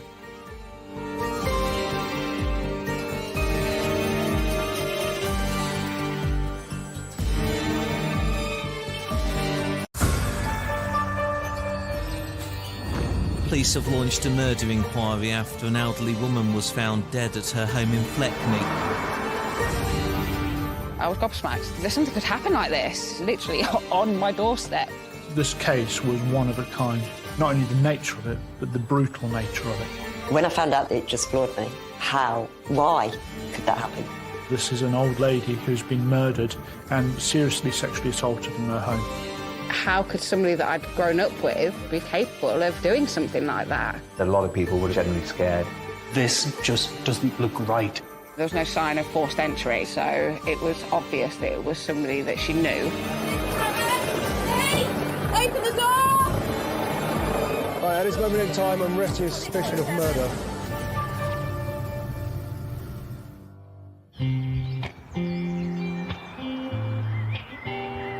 Seven miles south of Leicester, in the heart of the English countryside, lies the quaint village of Fleckney. Fleckney is it's a quiet village. It's very close-knit. It's like it has its own little bubble. People are very, very close. Everybody knows everybody. Most people are related in Fleckney. Beautiful rural settings, friendly people, local community is fantastic. But yeah, lovely, lovely place to live and grow up in. It's not the sort of place where a lot of crime happens. I'd been to Fleckney a few times that had nothing to do with crime. I'd been there to judge a talent contest. I think it was called Fleckney's Got Talent. The people who live in Fleckney are generally well-to-do. It's quite a low-crime area. There are retiring people there. There's some retirement bungalows around there. There's not a lot of throughfare. The people who are in Fleckney are generally the people who live there rather than the people who visit there. And it was this perfect idyllic village that 72-year-old Jane Hings chose to retire to. Jane was an only child, and her mum and dad sadly passed away years before, which left her on her own with no immediate family around. Jane was quite a private person. She didn't like everyone to know, her business, and kept herself to herself, really. But once you got to know her, she opened up more, and it was just fun. She had quirky ways about her, but she was kind and she was caring. Everybody in Fleckney knew Jane. She relied on people to give her a lift to the hairdressers, to the shops, things like that. She was inoffensive in every way. People didn't have bad things to say about her. And in her life beforehand, she worked hard. Jane took pride in her appearance. She'd always, regular having her hair done every few weeks, and she'd always sort of make sure she was nicely dressed and put on a bit of makeup, so she'd still try and make the effort to look nice. Having worked overseas as a nanny, Jane had settled into retirement, whilst also taking care of her much-loved rescue dog, Paddy. He was spoilt rotten. Everything she did was for Paddy. You'd go in, there'd be dog treats stacked up to the ceiling. We'd lie on a bed at night and could look with her. Whilst Jane used friends and neighbours to help walk Paddy, in the summer of 2017, an accident meant she needed a lot more care. Goodbye. Jane had a fall and was admitted to hospital for about 3 or 4 weeks. She'd suffered some injuries when her dog Paddy had pulled her over, and then when she came out of hospital, that's when she needed the carers and she needed help in getting around, and she couldn't go very far. But the community came together for Jane, and she slowly got back on her feet. She was the sort of person that people warmed to, they liked her, and they were happy to help out. Then, just a few weeks after leaving hospital, tragedy strikes. On the Sunday morning, Jane's carers went in as they were meant to, about 7 o'clock in the morning. Jane's front door was unlocked, which is normal. They went in. She was laid in bed. The cover was pulled up over her head and both of her arms were raised above her head. When they peeled back the duvet, which had covered her head entirely, they saw that she had died. The carers are puzzled that Jane's body is covered completely by the duvet and call for an ambulance. Then, they notice something else unusual. Items are out of place in Jane's usually meticulous house. And when the ambulance arrived, they could see that she'd been dead for some time. And the paramedic who was there, he looked around and could see that there'd been an untidy search. Some drawers were open, some things were knocked over. Items were strewn across the floor, drawers were open. Here is a lady who's died with the cover over her head, with the arms raised above the head, and it looks like there's been a burglary that's taken place. With police at the scene, suspicions grow that this is not a natural death, and the house is immediately cordoned off. But with no obvious injuries, how Jane died is still a mystery, which means detectives begin to theorise what could have happened to the pensioner. Is it a burglary that's gone wrong? Is it Jane who's suffered a heart attack following a burglary, or whether she has passed away and then a burglary has happened afterwards, or whether this is somebody who has murdered Jane and then burgled the bungalow afterwards? The first step for detectives is to establish how Jane died. I received a phone call from the duty detective inspector who said they had a death. They weren't 100% happy with it, and they would value my opinion on what was going on. Dr. Hamilton attends the scene, and as well as the unusual way Jane has been tucked into her bed, his suspicions are raised further. And the most immediately concerning thing was that her nightdress appeared to be pulled up, and that seemed very unusual for somebody who'd simply died in their sleep. This just doesn't look right, it doesn't look normal. As suspicions are raised that she could have been the victim of a sexual attack, Jane is taken for post-mortem. But almost immediately, everything changes. This is HFM. Police have launched a murder inquiry after an elderly woman was found dead at her home in Fleckney. Her body was discovered in a bungalow on Elizabeth Road. It's thought the victim died at some point during Saturday evening or in the early hours of Sunday. Whilst transporting Jane, a shocking piece of evidence has been found. As we took the body, a tongue bar fell from one of the creases in the skin. Ms. Hings didn't have a tongue piercing, so we have evidence of somebody else very close to her body. That ultimately became one of the most important pieces of evidence in catching the killer.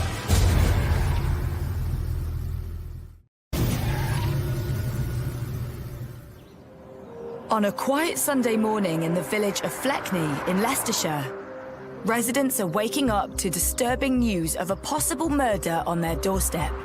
This is HFM. Further tests are being carried out to try to determine what killed an elderly woman in her own home in Fleckney. It prompted police to launch a murder inquiry following the discovery of her body in the property on Elizabeth Road. There were signs of a disturbance in her bungalow, which has led officers to believe she may have been the victim of a burglary. 72-year-old Jane Hings has been found dead by her carers early on a Sunday morning. Her house has been burgled, and there's signs she has been sexually assaulted. Police are treating her death as suspicious and have cordoned off the scene. There was police take from the tree round to the lamppost. You couldn't get to where, if you can just see that red car behind this thing, that was all blocked off as well, because that's the back of her house. It's not something we expected to ever happen in Fleckney. It's such a quiet village, a nice village. I was gobsmacked. something could happen like this, you know what I mean, on my doorstep, literally on my doorstep, and for people that I knew. It's a place where you could leave your doors and windows open. Everybody knows everybody. But, you know, this sent shockwaves through the community. And I think that a lot of people would have felt generally scared.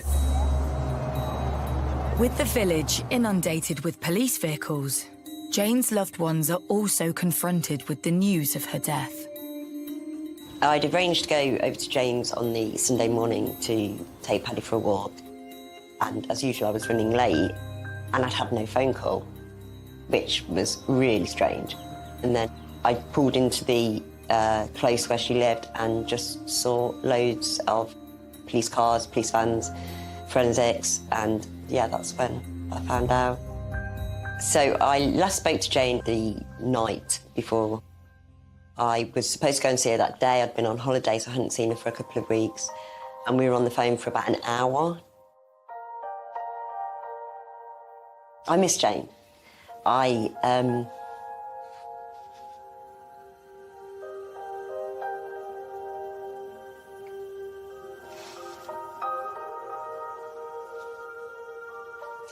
miss the phone calls. There was so much she could have talked about her life, and I didn't get to hear any of it. And my phone is so deadly quiet all the time.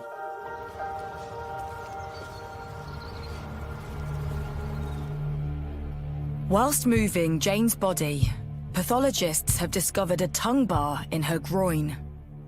The investigation then shifted from, is this a burglary that's gone wrong, to this is an old lady who's been murdered and seriously sexually assaulted in her home.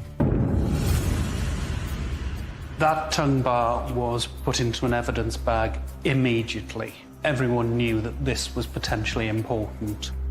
That went straight off. It was fast-tracked through the DNA lab. As detectives wait for the DNA results, upmost on their mind is that this might not be an isolated incident. One of our first lines of inquiry is to research cases of a similar nature, and we conducted a number of checks looking at anybody who was already convicted and in prison who could have been on day release for the same offence. But then this case was one of a kind. Not only the nature of it, but the brutal nature of it. Immediately, door-to-door inquiries begin. When officers initially attended the scene, they tried to identify people who would know Jane the last time that she was seen or spoken to. Officers investigate whether Jane had any enemies in the village. When we looked at Jane's past, there was no fallouts with anybody. There was nothing to indicate somebody with a vendetta, somebody with a grudge, any past history with anybody which would tell us this person has a long-running grudge against Jane and would want ill of her. But locals have their own suspicions. When the police first came, they said there was no sign of forced entry or anything like that, so it was obvious that it was somebody that she knew. And it appears that whoever stole from Jane took some of her most precious items. Her wedding ring and a necklace are missing, along with her mobile phone, handbag, and £200. But police find an item they suspect doesn't belong to her. Behind that bed, between the headboard and the wall, was a baseball cap found on the floor. It was a designer cap, something that didn't belong to Jane. The question police want to know is, whose hat is it? And did its owner have anything to do with Jane's death? With the post-mortem results in, it's apparent Jane has suffered a brutal attack. Really tellingly, she had lacerations, she had tears, both to her anus and to her vagina. The external injuries were really focused around the mouth and the nose and the upper neck area. Ms. Hings didn't have that many injuries on her body, but what there was told a story. There was a little linear graze, a scratch on her neck, and we know that her necklace was missing. It would certainly fit with somebody having pulled that necklace and it scraping across the skin. The most important thing that the post-mortem brought out in itself was that there was no natural cause for her to die. No natural cause for Miss Hings to be dead. In addition, there was some quite disturbing bruising around her jawline, around her mouth, something that really makes you think we have to be sure that this woman hasn't been strangled or smothered. Less than 24 hours after Jane was discovered, the fast turnaround DNA profile from the tongue bar is returned from the lab. That profile was put into the DNA database, and they soon had a match. They had a hit, and that match was Craig Kehoe. 26-year-old Craig Kehoe's DNA was on file, as he was known to the local police as a petty criminal. Now, he was part of a major manhunt. Craig Kehoe was a local lad. He grew up in the area. He still lived in the area. Craig led a transient lifestyle. He doesn't have a car, he didn't have a phone, he didn't have a job, he didn't claim benefits. So trying to work out where he lived in the Fleckney area meant we had to do a lot of inquiries at a fast pace, but in a discreet way as well. Police managed to trace Craig to a caravan which was on the outskirts of Fleckney, but not very far from where Jane lived. Once we'd identified that he was living in a caravan, we sent officers there. Someone in the caravan! Police! Open the door! Police, open the door! Someone with the dark hair in there. And there was a slight standoff of about 30 seconds where the caravan was surrounded and Craig took some time coming to the door before he's arrested. Right, hands behind back.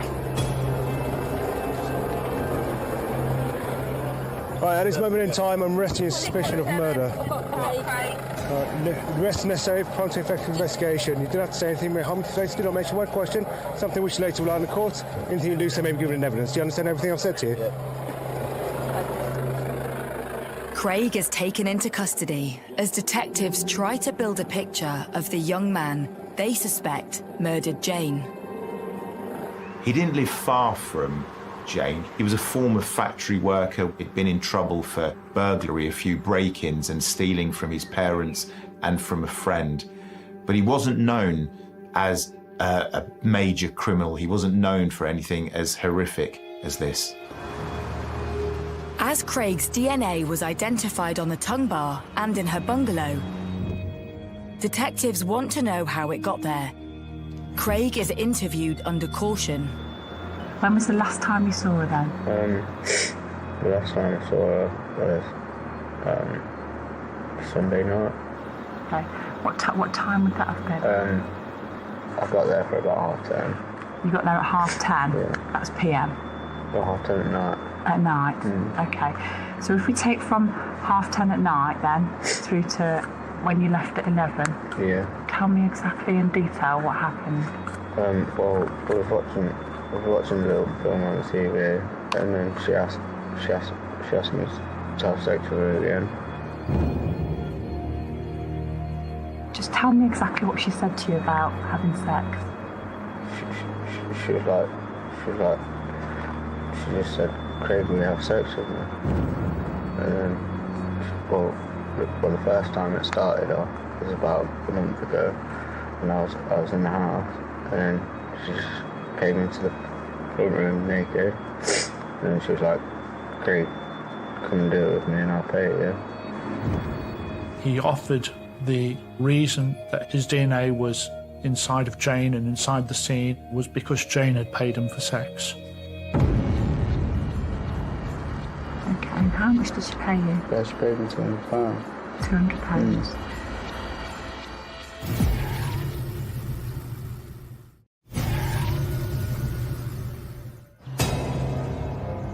In the village of Fleckney in Leicestershire, police have arrested 25-year-old Craig Kehoe on suspicion of the murder of Jane Hings.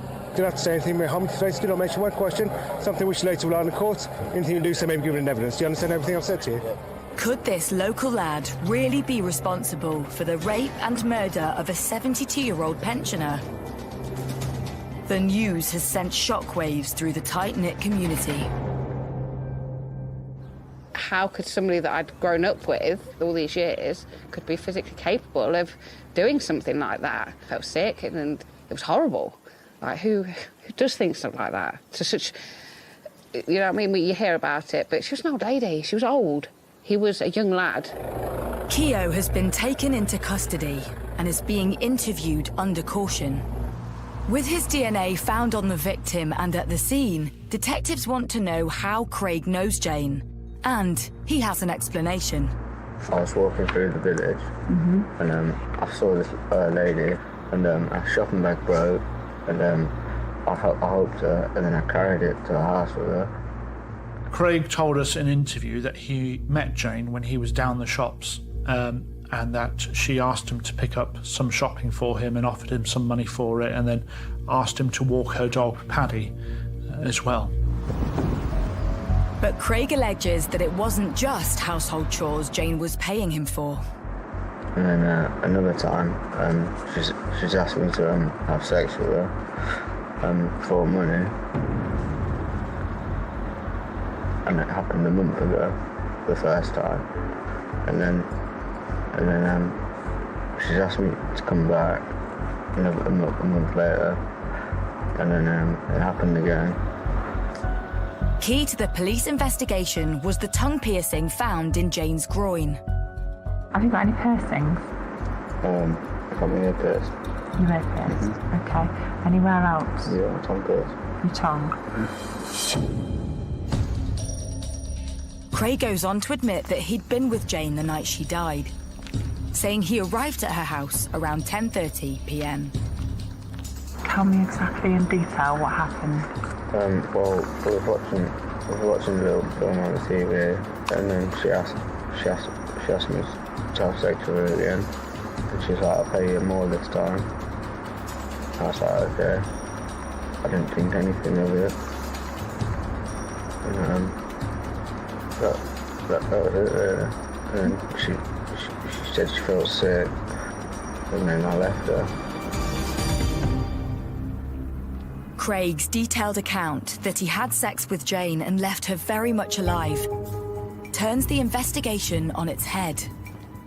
During the course of his interviews, he came up with an explanation as to what happened. I have to say, it was so bizarre. Craig also suggested that Jane, whilst alive, was unwell when he left. What he was saying was that she'd become a little bit wobbly and a little bit unwell, and had then gone back to her bed. He'd then closed the door, and obviously whatever happened afterwards was someone else. Some stranger, no doubt having seen that the door was open, would have gone in there, burgled her, and perhaps killed her. And so that might possibly have been an explanation for what happened.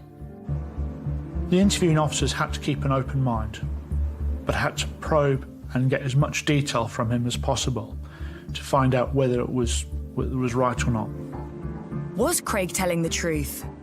Was Jane alive when he left? And so was it someone else who sexually assaulted and killed her? Forensics carry out a detailed search for additional DNA or fingerprints on Jane or in the bungalow. There was nothing else from the scene, from Jane, from the post-mortem which identified anybody else other than Craig. We'd had all of these things examined and they only pointed at Craig Keogh and did not point to anybody else. With no one else in the frame, Craig's movements on the night in question are investigated. Craig had been on a night out in Oadby, a nearby town. I think it was between 8:30 he came in that night. Remember it well because Leicester City had played Liverpool on that night, so we had a fair few in. He stood out straight away because he had his baseball cap the other way around and he was just bouncing up and down. Staff at the pub said that he appeared agitated, aggressive, and almost as if he was up for a fight. They said he was high on drink and drugs. Now, this was crucially important evidence because in his interviews, he said that by 10:30 that evening, he was sitting in Jane Hing's living room in Fleckney, watching a war film and having a drink with her. But that was a lie. He was out with his friends. We were able, by that process, to show that he'd taken cocaine, that he was offering to sell other people cocaine, and that he was complaining about how boring the evening was. As doubt is cast on Keogh's version of events, police trace his movements after he leaves the pub. He's next seen arriving back in Fleckney at just after 1 a.m. His friends say that the last time they saw him was when the taxi dropped him off and they assumed he was going home. But Keogh walks in the opposite direction of his caravan, heading in the direction of Jane's bungalow. We knew from CCTV that the suspect had walked to Jane's house wearing a baseball cap, and when they were walking away, they didn't have it on, and we could see that. Detectives believe this places Keogh in Jane's bungalow around 1:15 a.m. And when he returns home, he's captured again. We see him going back into his caravan, carrying something. Now, he goes out again, and he returns out around 2:30 in the morning for another 15 minutes or so, and we are certain that he went back to Jane Hing's house in that period of time. We don't know what he did. The following morning, Craig is again seen on camera. The morning after he was seen walking along the street, he was captured on CCTV with a black bin bag. He's spotted again a few minutes later, but the bag has vanished. What did he dispose of? The police believe it was some of Jane's belongings, but a search of the area reveals nothing. This is HFM. It's 5 o'clock. This is HFM News. Detectives have been given more time to continue questioning a man on suspicion of murder following the discovery of a pensioner dead in her bungalow in Fleckney on Sunday morning. Officers also believe items were stolen from Miss Hings's bungalow in a black bin liner. They're appealing for villagers to check their gardens and outbuildings in case it's been discarded there. A post-mortem examination has so far failed to identify her cause of death. With help from the public and CCTV, police are able to piece together Keogh's movements 24 hours after Jane's death. Friends described Craig as splashing his cash, buying them drinks and himself a new tongue bar. He tried to get rid of Jane's jewellery in trying to sell it. He got rid of her handbag. He was trying to get rid of every last bit of evidence that would connect him to Jane. He went into Leicester city centre and he actually went to a pawnbroker's. He sold her jewellery for about £100 when the items of jewellery were valued around £1,000. With enough evidence that Keogh stole items from Jane and had raped her, detectives also believe they have a killer on their hands. But proving he murdered Jane was going to be their biggest challenge. So far as murder was concerned, we had no cause of death. We were unable to show how she died, whether it was deliberate or accidental, forensically at that stage.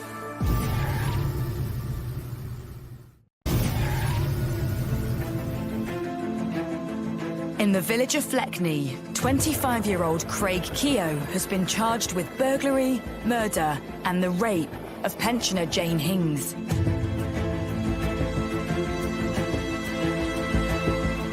The news that Jane was sexually assaulted in her home has been made public. The community were on edge already, knowing that an old lady had been murdered in her home, but then once the true nature of it came out, people were really worried. When I found out that information, it just floored me. It played on my mind all night. You know, a woman of that age, how, why could that happen? I'd say the villagers would be distressed because a majority of them are similar sort of age to Miss Hinks. And you know, and there's quite a few vulnerable people out there as well, and it obviously upset them, but also put a bit of fear into them as well, that this could happen on their doorstep.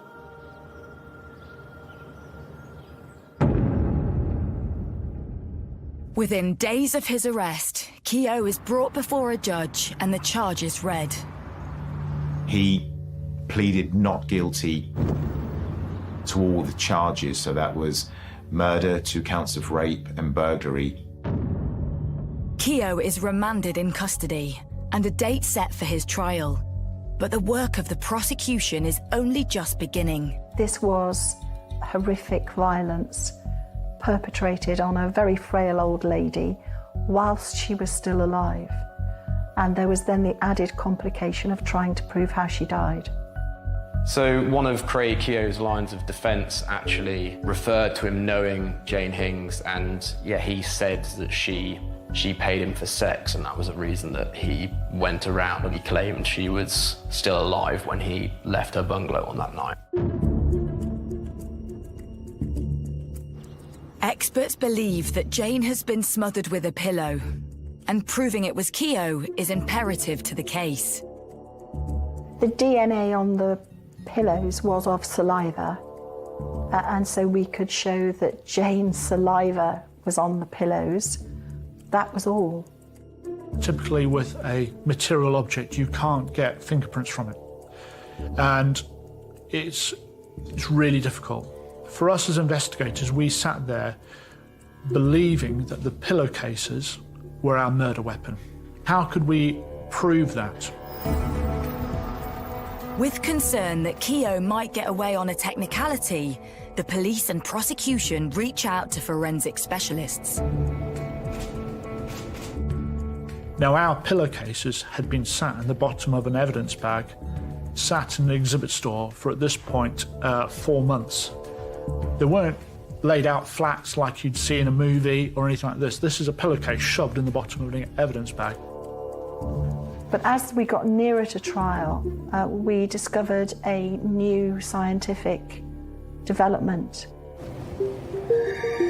Leicestershire Police said to me they had a pillowcase that they were interested in trying to develop some fingerprints on.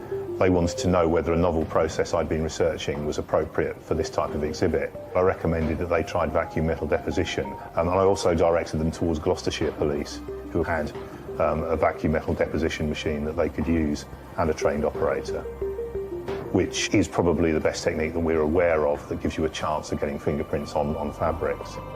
Vacuum metal deposition involves vaporizing gold and zinc in a vacuum chamber. The metallic particles are attracted to the fabric and form a negative image of finger marks wherever it has been touched. So what you have here is the image of the pillowcase as it's come out of the vacuum metal deposition machine. These dark regions where you have quite a lot of zinc deposition, and you have these light regions where zinc simply hasn't deposited. It shows whereabouts the pillowcase has been gripped, and it also enables you to say, well, it's been touched there, so you can then target other techniques such as DNA recovery for those techniques. We were able, therefore, to show that the pillow had been held in a position that you wouldn't hold a pillow ordinarily in order to put it over Jane Hings' head to kill her. So that proved our murder weapon. We had Keogh's finger marks on the short edge and Jane's saliva in the middle of the pillow. But the question is, would it be enough to convict Keogh?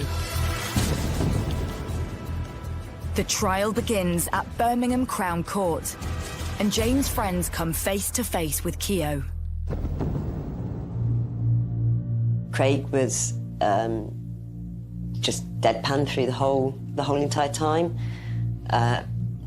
Not an ounce of remorse, not any kind of emotion. He showed nothing. When Craig sat in the dock, he was expressionless. It was difficult to really see any signs of emotion.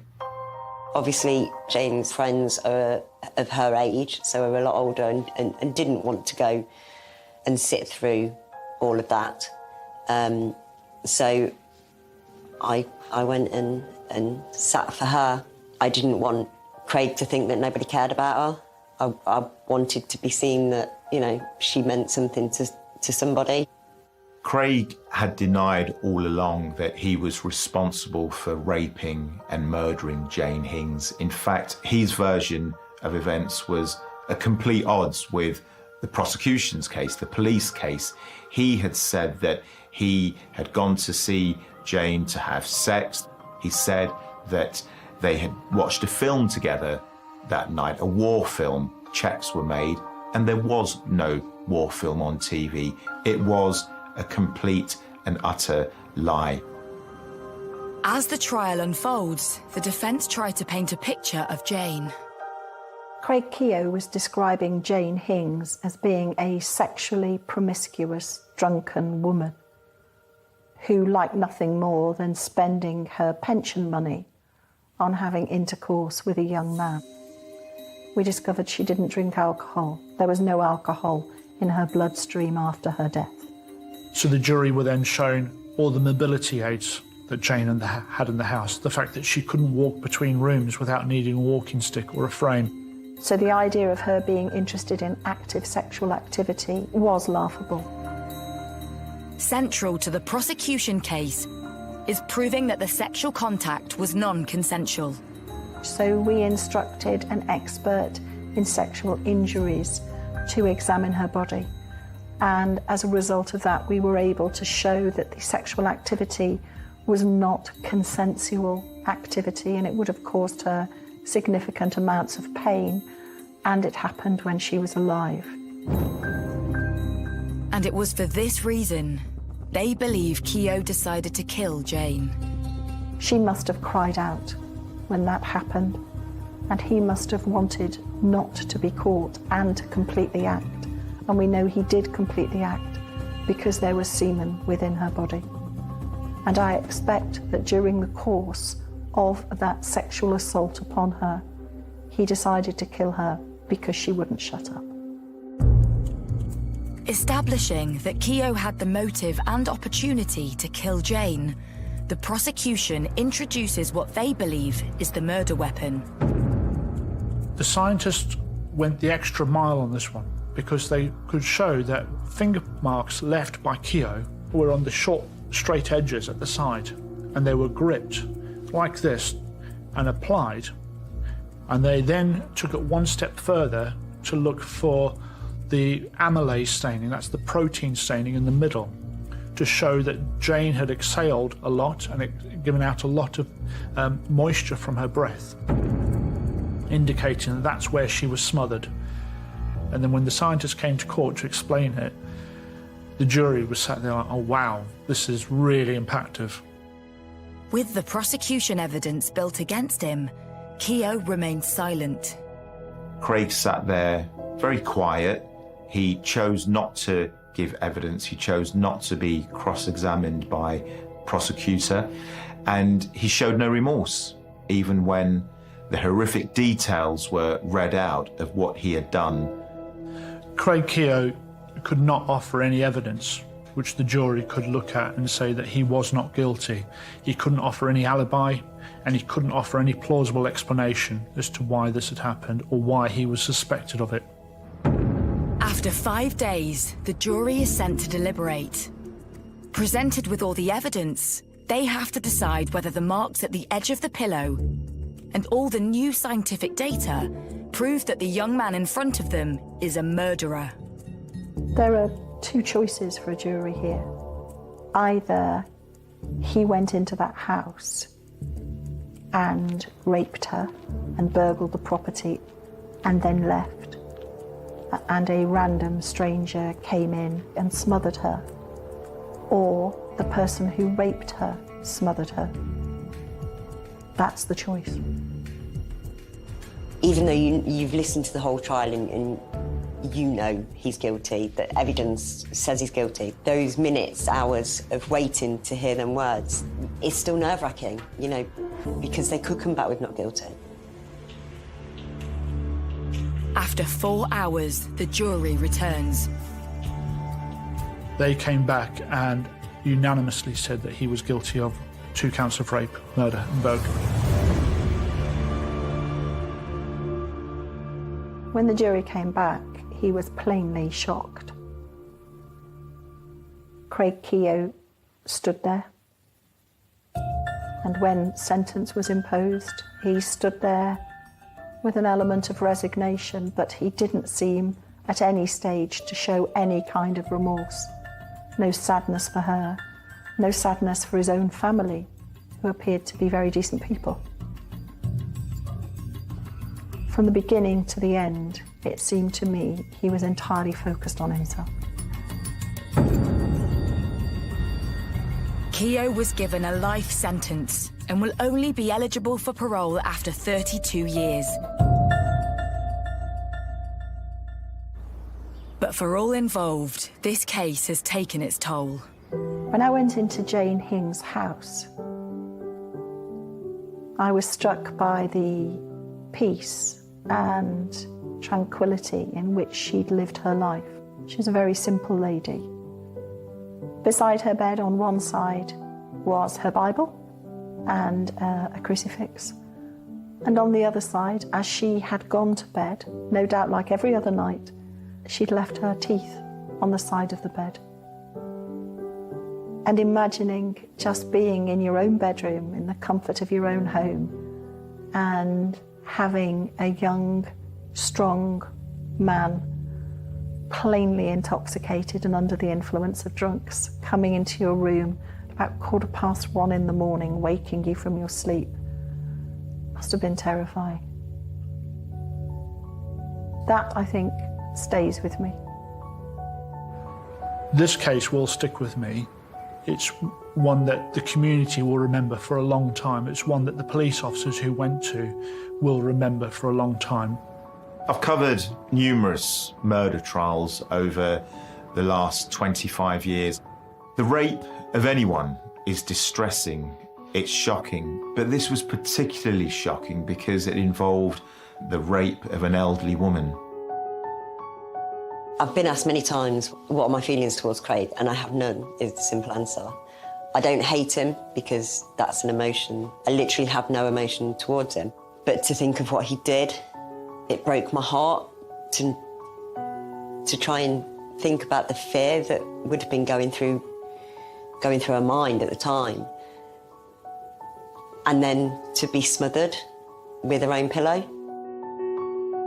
Jane was cremated and I put her ashes in an urn that sits on my mantelpiece so she can watch over Paddy every day until the day that he sadly joins her, in which case I will get him cremated and scatter their ashes someplace nice. Are you gorgeous? So they can be together again.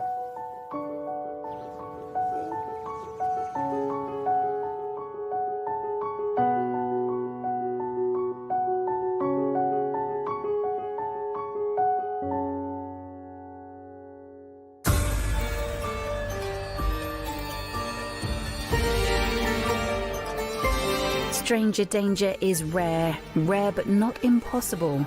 The chilling Murdered at First Sight is new Wednesday at 9 on Sky Mix.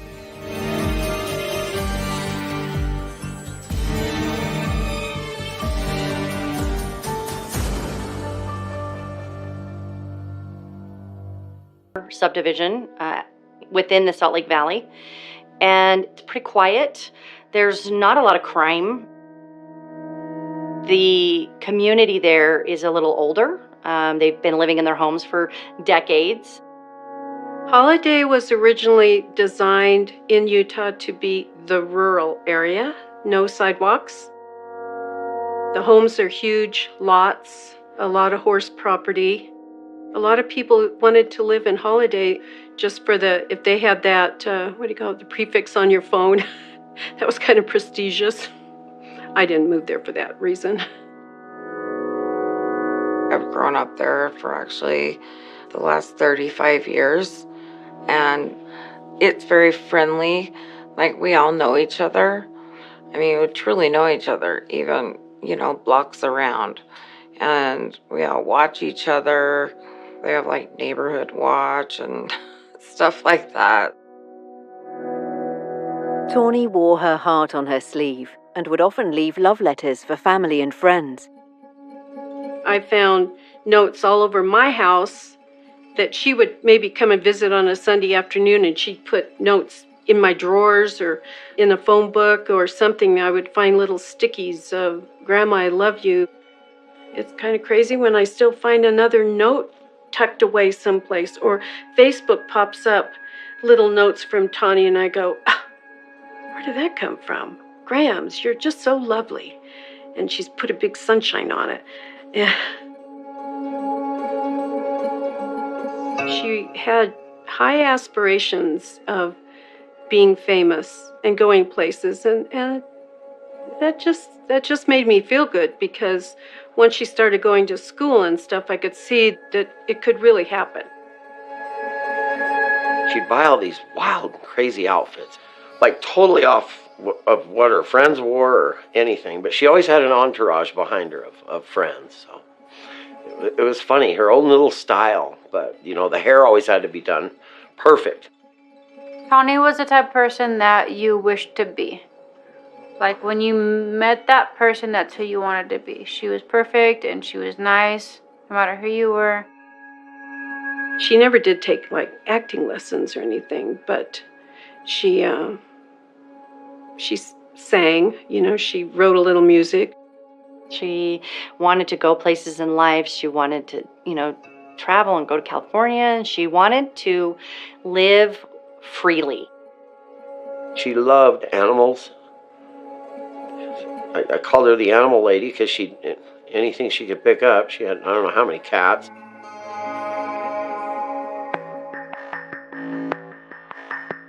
But at 17 years of age, Tawny's life takes a drastic turn.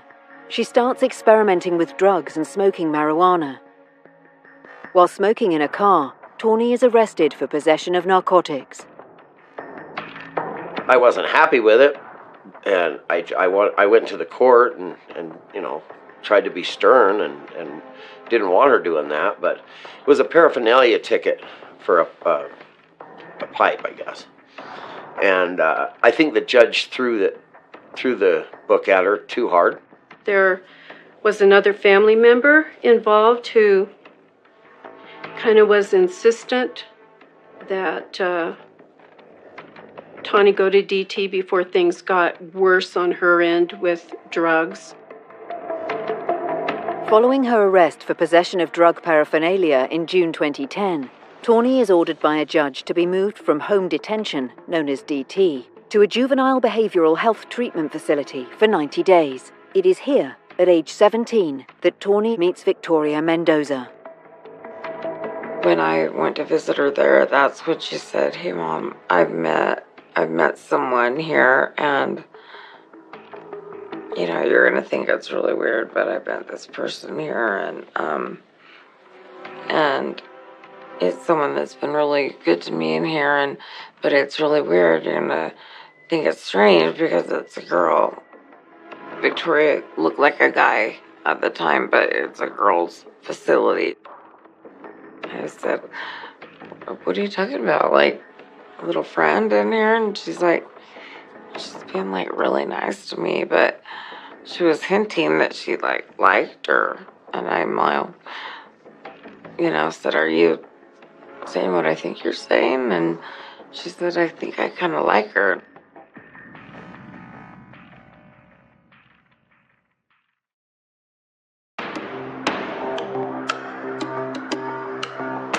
In 2009, while serving time in the Salt Lake City Youth Treatment Center for marijuana possession, 17-year-old Tawny Baird meets Victoria Ashley Mendoza, who has a troubled history. I know that she ran away from home. I know that her dad molested her when she was very young. I know that he was put in prison. I know that he hung himself. She was the youngest of 6 kids, raised by a mother who was extremely religious. Victoria can quote from the Bible. She knows her Bible. And she spent every Sunday at home with a pink dress on, studying the Bible. But it wasn't long before Victoria Mendoza started rebelling against the strict religious life at home. She had some violent offenses, some assault offenses, some theft offenses in the past when she was younger, mostly as a juvenile. But you definitely saw more of a violent criminal history versus Tawny, who just had the one paraphernalia charge. After serving 90 days, Tawny is released and is soon followed by Victoria. Tawny introduces Victoria to her family, and their relationship seems to blossom. At that time, Tawny had her own bedroom downstairs, and Victoria would come, see her. They had been spending time together, and she seemed really nice, and she'd been meeting, my other children. But shortly into their relationship, Victoria receives bad news that changes the dynamic. Victoria's mother all of a sudden got breast cancer, and the cancer was aggressive. Tawny called me and said, "Dad, Victoria's mom's about ready to die." And I said, I'll be right there. I'm actually coming down the canyon. So there was a bunch of people. It was in her own apartment there in Ogden. And I walked in and I said, she was almost gone. And I just said, it was very nice meeting you, and thank you for what you've done for my daughter as she stayed up here with you, and don't worry, I'll take care of Victoria, and comfort her, and and I walked out and she died.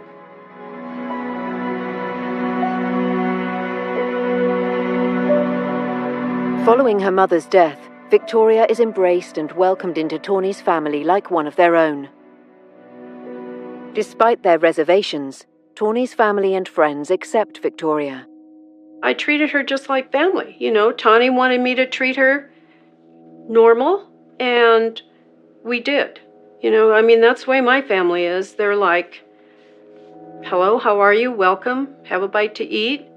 And you don't have to dredge up anything from the past, and let's go forward and see what happens.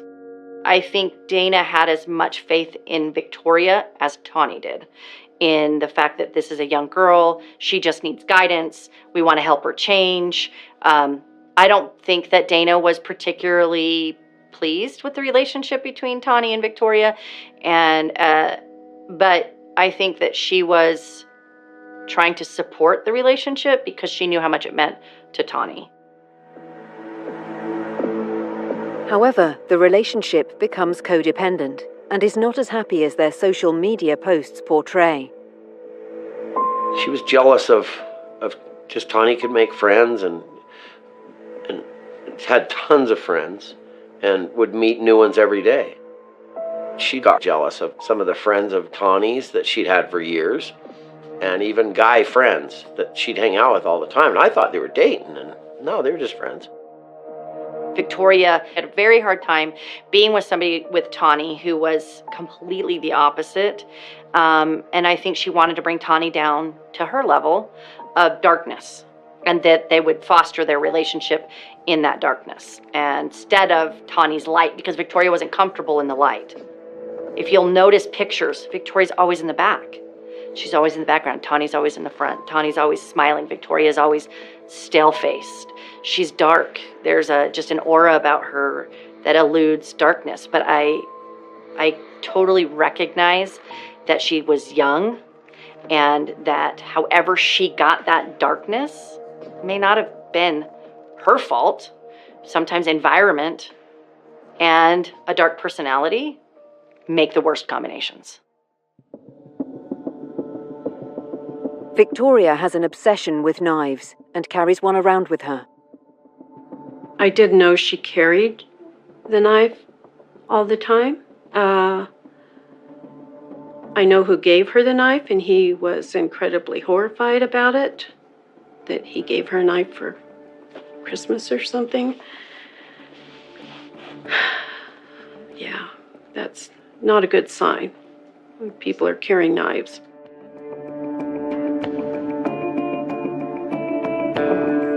Tawny's friends become concerned as unhealthy traits start appearing in the relationship. Victoria rubbed me wrong. I had the dad gut feeling that something wasn't right about her, that little girl. It was a little volatile at times. They would get into some physical altercations that didn't cause terrible injury, but that they would hit each other, pull each other's hair. My daughter's tooth got knocked out. Everybody involved that knew about it said that it was Tawny that didn't want me to know. Nope, tell my dad, don't tell my dad. Not knowing it was Victoria. Now all these red flags start to pop up, and they kind of put it together that, yeah, it wasn't the most healthy relationship. A few months into the relationship, Victoria tells Tawny that she has slept with someone else. The relationship briefly breaks down, but Victoria takes to social media in an effort to win Tawny back. Just look at all the feelings and everything we've been through when we first met each other in our program and then when we got out. Besides the I did and all the little notes that you've wrote me and all this that you got me and all that means a lot to me, and I don't want to lose you at all.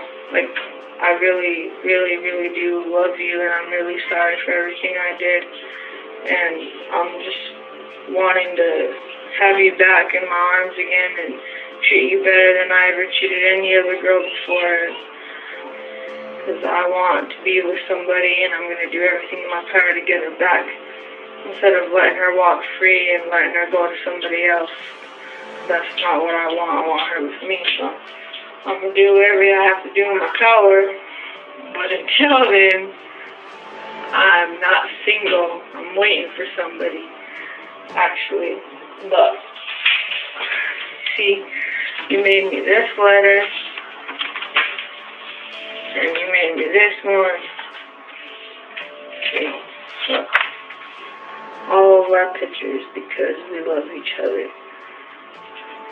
When you didn't make that for nothing just because you're bored, you made it for a reason. And I want you back a lot, and I miss you a lot. And I just want to ask you if you'll be my girlfriend again. And I love you so much. And you tell me you love me more than the stars times 93. Well, I love you more than the planets and the stars. Around the world, around Mars, around Pluto, back to Mars, back to the Earth, back to the Moon, times 195. I love you. Tawny's parents want them to separate, but despite numerous breakups, the relationship continues. I'm like, you need to get out of this relationship, Tawny. You know, this is sorry. You know, you two fighting all the time, it's not going to get any better. It isn't long before even Tawny seems to sense the relationship is becoming too dangerous.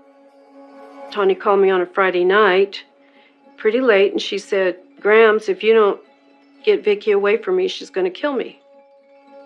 And I just said, look, Tawny, just get away from her, leave her alone, get some space between you two, and both talk when you're calmed down about how you're going to separate. So the next morning, I didn't even sleep that night. The next morning I went to the house and I'm like, I want to talk to both of you right now. And we sat down and they were all cute and huggy. And I'm like, that wasn't funny. That wasn't funny. You guys have to figure out when you're calm like this and you keep repeating this history of fighting and everything, of how to survive without each other and how to go your separate ways, because this isn't working. And they were like, well, it's okay, Grams, it's all worked out now. The relationship between Victoria and Tawny continues for another 5 years, until one night on October 18th, 2014, police receive a 911 call. You see this stuff on TV or on the news, you don't ever think it's going to happen to you. And it's taken years for me to even realize what really happened. It's the worst thing that could ever happen, is to lose your child.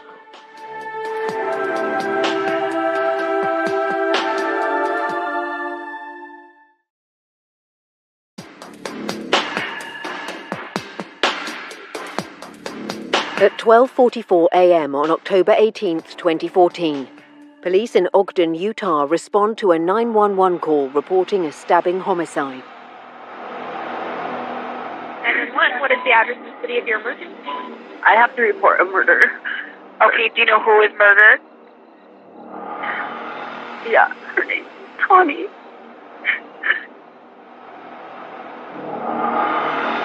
We had multiple calls. We had 3 friends of the suspect. They reported that anywhere from something bad has happened to that somebody may be dead in the parking lot. All police knew at this point was that a fight had broken out between 2 girlfriends, Tawny Baird and Victoria Mendoza. Victoria was waiting for the police to come, and so she wanted to surrender. Other people calling in and not knowing what's going on at a scene of a murder is odd. Why are you calling the police and you're not there, or you're around the corner, or wherever it might be? And that's what we found in this. It's like, well, who's calling the police, and why are they telling us that there's somebody laying on the ground that wants to give up? It's strange. It was a church, and it has a rear side parking lot, and there was a vehicle there. When police arrive, they discover Victoria Mendoza lying on the ground covered in blood. Initially, when officers arrived on scene, they saw her. She was bloody. She had some blood on her hands. They secured her, talked to her for a minute, put her in handcuffs, put her in the back of a police vehicle, and then continued their investigation. Officers approach the car and discover Tawny Baird lying in the passenger seat. It was very bloody on the inside of the vehicle. Tawny was in the front passenger seat, face into the backrest of the front passenger seat. It was described by one of the patrol officers as she was crumpled up, which was an interesting phrase to use, and that's exactly what she appeared to be, was crumpled up in the front seat. There was quite a bit of blood all over in the cushions of the vehicle, quite a bit of blood on the floorboards, and immediately officers observed that there was a partially open folded knife on the rear right floorboard, so in the back seat. As officers are searching the car, they discover a small dog. There was a little puppy that was in the back seat when officers arrived, a black Labrador. Hanson was the dog's name. The police found him scared under the passenger seat, under where Tawny was found, full of blood. Animal control responded and took that dog. We collected the whole entire car, and the car was impounded and transported to a bay in our crime scene investigation unit at the Weber County Sheriff's Department, and it was locked there. So we collected everything from inside that car. We collected the knife that was in the back seat, and ultimately it was discovered that that was indeed the murder weapon. When Tawny's body is moved to the medical examiners for autopsy, the true extent of her injuries is revealed. Homicides are prioritized for autopsy. So the next day, Detective Griffin and Detective Gardner went to the autopsy, and in this case, it took a long time because there were so many wounds. All of those wounds have to be documented. They have to be photographed. Patterns have to be discovered in an effort to determine what the cause and manner of death is. They discovered that she indeed, that her carotid artery was severed, that there were other stab wounds at the base of her skull, that she had the big slicing wound to her head, and that she died of blood loss. It wasn't until later, after the autopsy, that detectives discovered that she was stabbed 46 times, violently. 46 times is a lot. She had one that appeared to be a defensive wound that went through and through her hand. So at one time, at one point in the murder, she was fighting. She was fighting. Tawny's best friend Lacey learns of the attack and contacts Dana, Tawny's mother. Someone contacted me and said that Victoria had stabbed Tawny. And I was just like, what are you talking about? So I called Tawny, and Tawny didn't answer. And then I called her mom. Lacey called me at about 5 a.m. and I'm like, why is Lacey calling me? And she goes, Dana. And she goes, is Tawny's car there? I looked out in the driveway and I could see Tawny's car had not come home. So I'm like, Lacey, what the heck is going on? And Lacey just hung up on me. So I'm like, oh my gosh. I started freaking out and calling all over the place. Within about 2 hours, a policeman drove up and just confirmed that Tawny was dead and that Vicky was in jail. And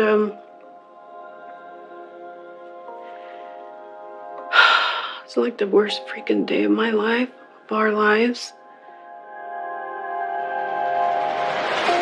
Dana called me and said, Casey, Vicky killed Tawny last night. I said, what? Vicky killed Tawny last night. And she stabbed her to death.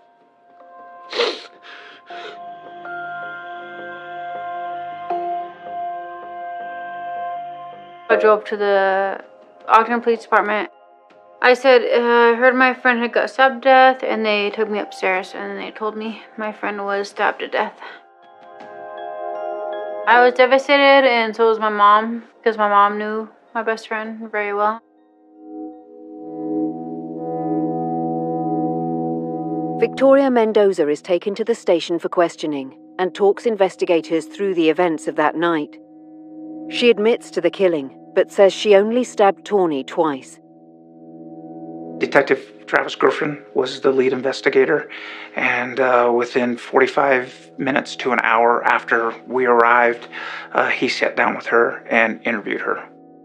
He was shocked at how many times she was stabbed. He was shocked at how you could stab somebody, and did ask her, how could you do this? I was upset. I was angry, Victoria said. I went black. These are common for murderers to say in response. It's like an excuse. And they may even say, and I think she did in her interview, they may even say, this is an excuse, what I did was wrong, but you have to understand, I was really mad. And so it's minimizing their actions when they say that. And she's no different. Investigators speak with members of Victoria Mendoza's inner circle and gain crucial insight into her state of mind at the time of the murder. There was some family and friends that were interviewed on Victoria's side. They supplied some pretty good information. Some of these people were the ones that called 911, one of the 3 calls. And so they got a better understanding of how strange that whole scene was. She was so upset or enraged that she would call friends instead of calling 911 to get help or to turn herself in. Victoria FaceTimed the scene to a friend of hers. And so we have the timestamp of that, but we don't have the video. But that tells you something about the mindset of people in social media right now. Even back in 2014, it was newer. It was a new technology to be able to do that. But to take the time to do that after you've just killed your girlfriend, I can't wrap my head around that. Victoria is charged with first-degree murder. Crimes aren't perfect. They don't fit into this little box as far as charging and convicting people. And so you have to fit it in the best box you can. And in this case, it was difficult to find that premeditation. And so we charged with murder one. Tawny's father, Casey, collects the puppy, Handsome, and remembers how Tawny wanted the dog and was devoted to him. My girlfriend at the time brought a puppy out of this trailer. It was the cutest puppy. It was like teeny, barely born. And I'm like, no, I don't need a dog. Well, she took a picture of him and she sent it to my daughter, Tawny. My phone's ringing off the hook. Please, Dad, you need to get this dog. I said, okay, if I can name him Handsome. She goes, Handsome? That's stupid, Dad. No, I don't like that name, and hangs up. About 20 minutes later, phone rings, it's Tawny. I love that name, Dad. You promised. I was to keep the dog, but she was going to babysit it. That was part of the deal. I had to be to work early, like 6 in the morning, but she really didn't like early mornings that I knew of. That little girl was at my door 7 a.m. every single morning picking up that dog to take him with her all day. She just loved him. That dog is my counselor. He's my best friend. And he comforts me. He's now about 6-7 years old. Completely grief-stricken, Tawny's parents and siblings are struggling after her murder and are contacted by a medium. My daughter's best friend, Lacey, got the number of this medium, this lady, and Lacey calls me after she got done. She said, you got to hear this, you got to hear this. It's a lot about you. And I go, what? Medium? What? I'm like, do. No, it's okay, Lacey, I'm okay. This medium, she says, you talked to Tawny's dad? And Lacey says, yeah. You need to send him a message. I grabbed my daughter's mom, Dana, and we rode out and we met Cheryl. I asked him what the ladybugs meant to him. I'm seeing ladybugs all over. What does that mean to you? And he hesitated at first to answer me. And so I just quickly went into something else that she was showing me. And then I told him she was below him. She was with a grandmother. I do remember that. And she wanted him to know that she was okay. That she's around him a lot, and that he could always see her in those ladybugs. I called my daughter Ladybug from the moment she came out of Mama's belly, and I'm like, oh my God, she's here. And I could feel something. My legs felt really weird, and it was Tawny. She was with us. She was with Mom and Dad. That's why I made sure that me and Mom and Dad went, It was crazy. She saved my life. Cheryl did. And the reason I say that, I went once after that, or once or twice after me and Tawny's mom went to the medium. And one of those meetings with Cheryl, I walked in, I threw a $100 bill on the table, and I said, don't F with me. Is this real? I don't want to, I can't handle this. I said, I had my AR-15 in my mouth yesterday. And my dog, Handsome, that was in the car the night of the murder, looked at me like, God, you're an idiot. Just like that. And I pulled the gun out of my mouth. I couldn't leave him. I couldn't do that. To my family. We're already all hurting. But Cheryl, when I threw that $100 bill down, I said, don't F with me. She flipped out. Boy, I got I got the riot act from her.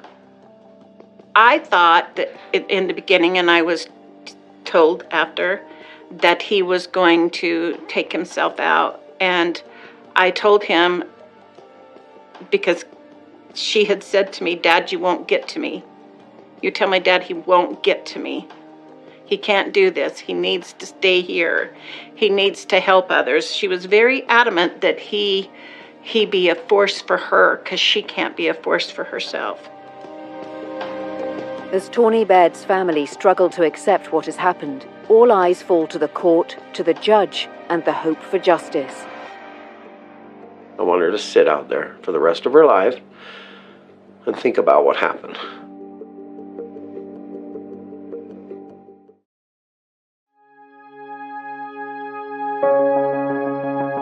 Investigators in Ogden, Utah are trying to piece together the events leading up to the murder of 21-year-old Tawny Baird on October 18th. They have Tawny's girlfriend, Victoria Mendoza, in custody, charged with first-degree murder, and now they need the evidence to take it to court. How do you stab someone you love 46 times? That's Victoria. That's a crazy monster devil. At some stage over the course of the night, Victoria becomes jealous and they start arguing. That night of the murder, I think there was a guy Connie was friends with, and he was at that party, and that's what pissed Victoria off. They started bickering about small stuff, but they seemed to get over it, and then we left, and they were bickering. They dropped me off at my house, and they were kind of bickering a little bit more, and they said, bye, we love you, Lacey, bye, and that was pretty much it. And it was after that drop-off, they got back on the freeway, and from what I can gather in the confession, they started driving northbound on the I-15 toward Ogden, and that's when she mentions that they drive through Farmington at some point. The stabbing occurs sometime in that time frame between dropping the friend off and the police responding to the parking lot at the church.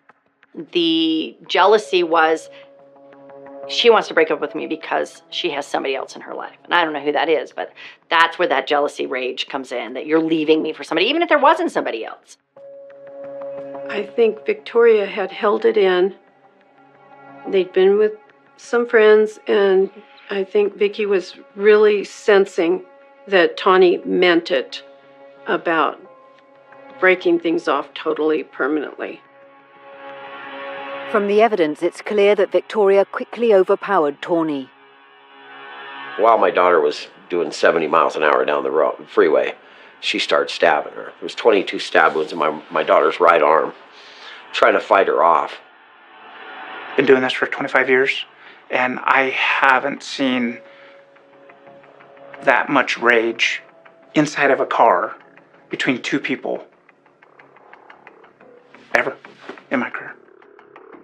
46 is almost 50. 50 is a lot of stabbing, motion, energy, 50 times. That's a long time, especially if you're fighting for your life.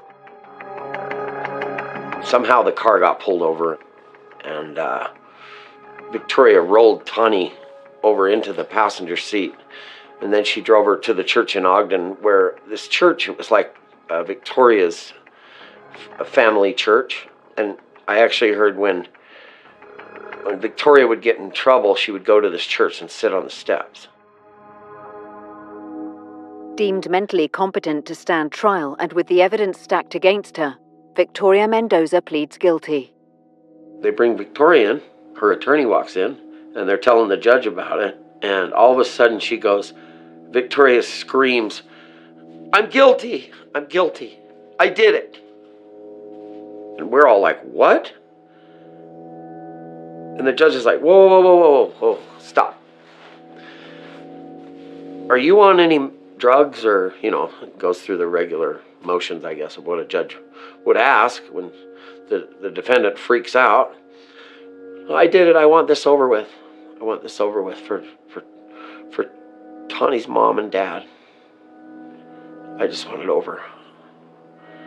And, the judge is asking her again, did someone threaten you? Or, no, I'm guilty. I did it. So they set another court date, and the last one was a sentencing.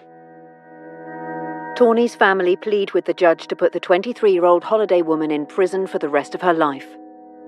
I want her to be in prison and have the effects of prison. And I want her to be sitting in there knowing what she did and be feeling the guilt and the shame and the horror of what she did to my daughter. I read a 7-page letter that I'd wrote. I said, how could you do this? It was so unnecessary. Not only me, but Dana, my daughter's mom, is taking good care of you. And this is what we get? And there better not be a parole date. It better be life without parole. But I talked about, how much I love my daughter and how much this sentencing means to me, that I don't have to worry about this anymore. I don't want to have to worry about her getting out. Well, that didn't work out that way. She got 16 to life. She has a parole date in 2039. Now, I've been promised by a lot of prominent people, attorneys, and people involved in the case that she's not going to get out. That doesn't mean she'll be released in 16 years. It just means that at that time, the Utah Board of Pardons can determine how much more time she needs to do before they want to give her a chance to be in society. When she is sentenced, Victoria Mendoza seems to accept the horror of her actions, but does not appear repentant. She said that she's the monster, and she didn't seem like she felt remorseful, no. There was no remorse. She's crazy. She's a devil. She better not get out. The tragedy has left a lasting impact on all those involved. It's destroyed my family. My kids are distraught. They've lost their big sister. I've lost my daughter. It's my firstborn daughter. It's horrible. I have 3 daughters, and they're all adults now, but she's just a young girl. And when I saw the pictures, because I wasn't there on scene, I saw things after the fact. That's the first thought you have is for your children or your sibling. I think the dog affected people because there's a dog on scene at a homicide.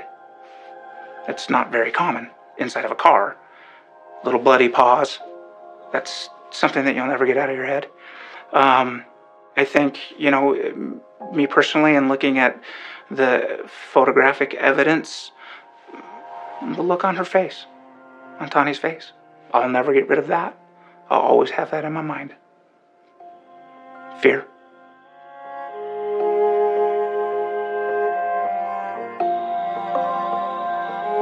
She's in prison. Her life is over. I think that's the best you can do. I don't know what else you do unless you, did the death penalty and eye for an eye, life for a life. A lot of people think like that. I guess I can't. Victoria Mendoza is still serving her sentence at the Utah State Prison, Lone Peak Facility, for the first-degree murder of Tawny Baird. Her original parole hearing is scheduled for October 2039.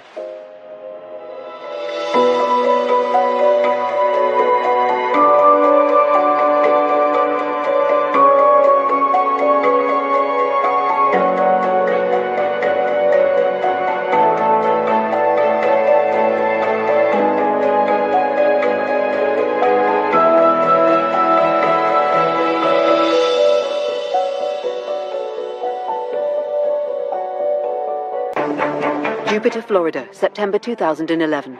Police are called to a house to respond to the shooting of a man. You could see blood strewn across the floor. You could see a shattered shower door So the bullets had gone through the shower door. Initially thought of as a suicide, it quickly becomes clear that this is a suspicious death. If you're going to shoot yourself, you're probably not going to do it 9 times. The victim is a man called Lanny Horowitz. It became apparent very quickly that Mr. Horowitz had not killed himself. Police narrow down their suspects and begin to build a comprehensive case. You have to look for all the little pieces of the puzzle. Do things add up? I'm sure most people driving by these multi-million-dollar homes probably don't assume that it's armed like a fort, a military fort. But in this case, it was. I mean, there were 26 guns in this house. This is the story of Lanny Horowitz, his complicated life, and how he died in violent circumstances. For someone else to do that to a person, the amount of bullets that were fired at Lanny says that there was some potential pent-up emotion that just burst out.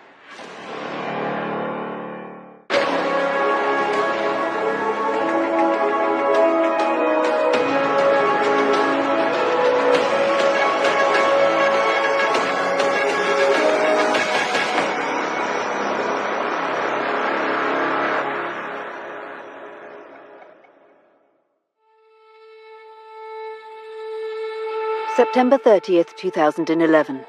It's a Friday in Admiral's Cove, an exclusive gated community in the northern suburbs of West Palm Beach.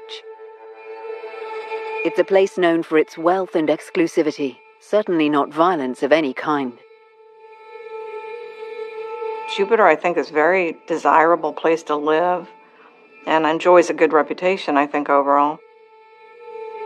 Golf Magazine ranked Jupiter as the golf capital of the world because of the amount of high-class golfers who live in the community. You've got Tiger Woods and Brooks Koepka and all these folks. Jack Nicklaus lived here as well.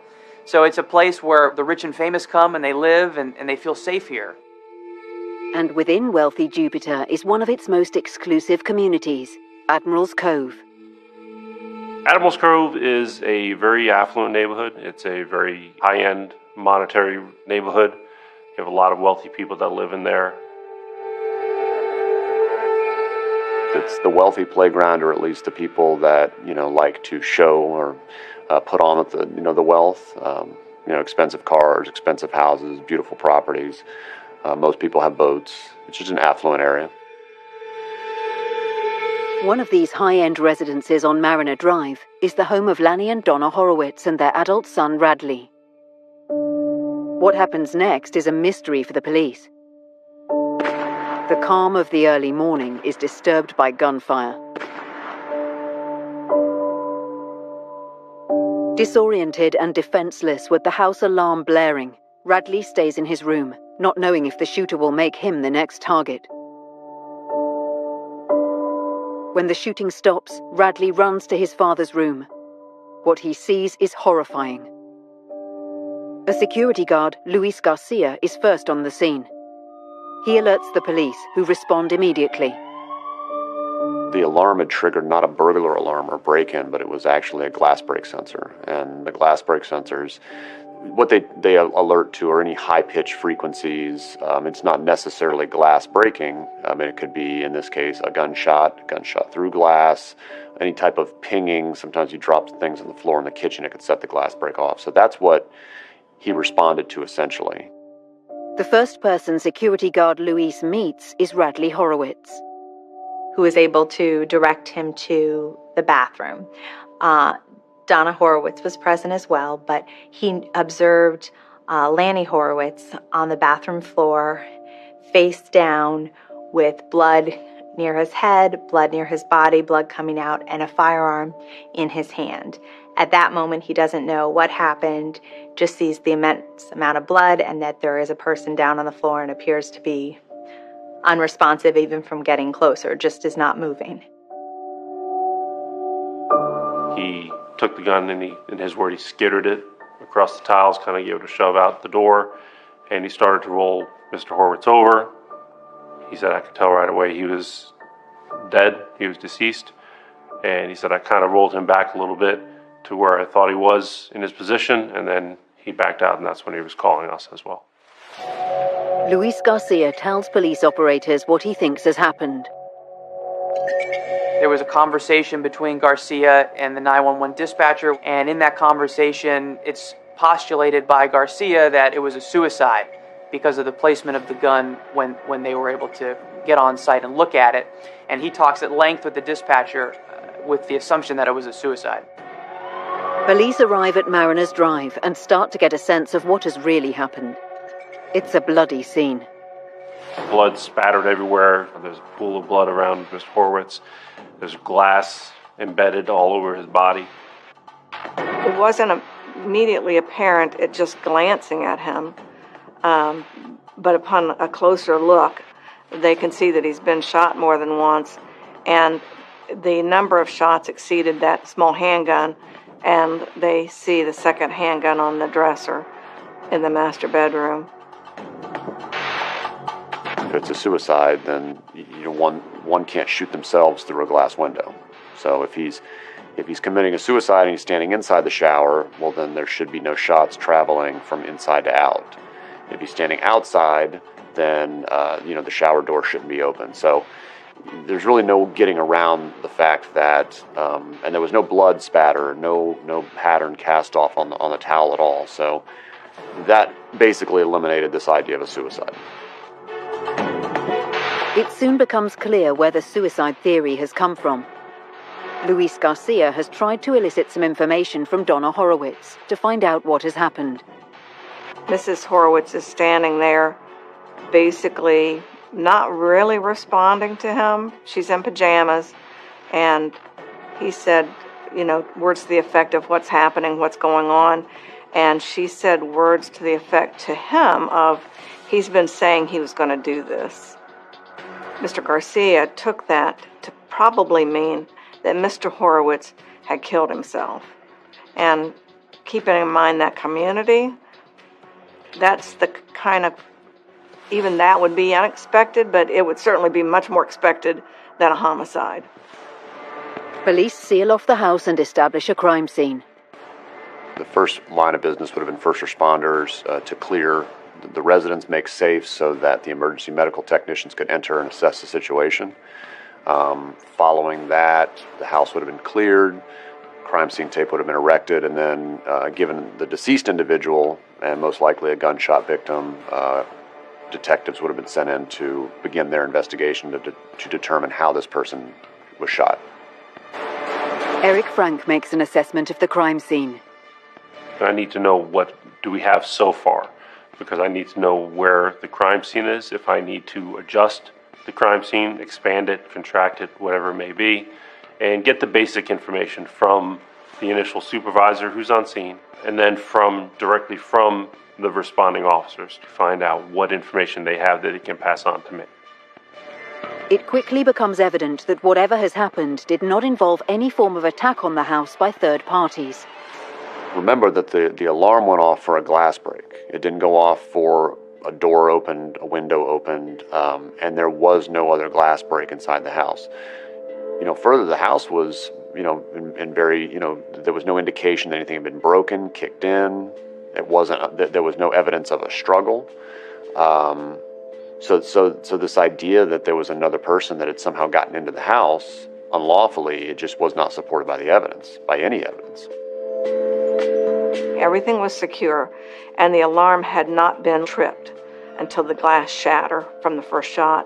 So we knew that whatever had happened in the house with just Radley and Donna and Lanny. And my first thought was, this is somebody that's just was in a rage.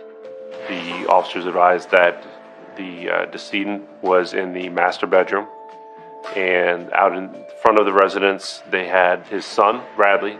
I briefly introduced myself to them, and then as a proper investigation needs to be done, now that I have the basic information, we then need to take a look at the scene independently of what's been told to kind of get an eye view of what occurred.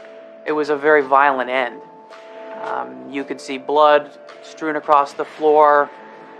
You could see a shattered shower door, so the bullets had gone through the shower door. We know that he was upright for a bit of time because we could see it ourselves because there was movement in the bathroom. There was an old-fashioned princess phone on the bathroom wall with this extraordinarily long cord, and that phone was off the hook. There was blood on the wall set, and the actual handset was underneath Mr. Horowitz, some feet away from that wall, which indicated that he had attempted, in all likelihood, to call for help after he had suffered the first shots in the shower, then collapses, and more shots occur once he's down. I absolutely believe he was trying to call for help because he had the phone off. It had been pulled off in his hand, and it was on the floor. The cord was kind of wrapped with him as well. So I do believe he tried to call for help. The firearms at the scene are key to the evidence and the investigation. They found quite a bit of evidence. 2 5-shot his and her Smith & Wesson revolvers in 2 different locations, which became very important to the analysis of the case. One of the revolvers was actually the one that Luis Garcia found in the hand of Lanny Horowitz that was ultimately moved to just outside the bathroom door by the time law enforcement photographed it. The other revolver was actually within its holster on the dresser. And initially, there was no way to tell how many shots were fired, how many guns were involved. What we came to realize is that both of those guns had been fired completely through. So all 5 cartridges in both weapons had been discharged, which indicates that whoever did this certainly wanted Mr. Horowitz to die, emptying 2 revolvers into him. So then the real work begins with the crime scene, where they began to collect the items that they've now photographed and individually bag them and keep a log and do their diagrams. The investigators are also getting a sense of how the deceased met his end. This person was inside in the shower when he was shot, and then tries to escape, tries to save himself, acting maybe irrationally, opens the shower door, is most likely shot several more times before he collapses on the ground. Whether or not he grabbed that phone intentionally or was just sort of scrambling, given the proximity of the phone to the shower, that would be speculation. 3 people in the house and one of them is dead. But who pulled the trigger?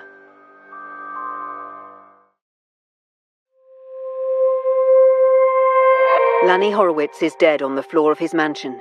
He has died from 9 gunshot wounds fired at close range. Police begin to focus on the 3 people in the house at Admiral's Cove and soon discover some very complicated relationships. Lanny and Donna first meet in the 1960s in their home city of Buffalo. It's clear that Lanny is making a success of his life, and marriage to the attractive Donna Carnevale is another addition to his glamorous lifestyle. Donna Horowitz met Lanny Horowitz at a very young age. She was 14 years old, and she met Lanny. They originally were both from Buffalo, and that's where she met. They started their relationship very young and got married.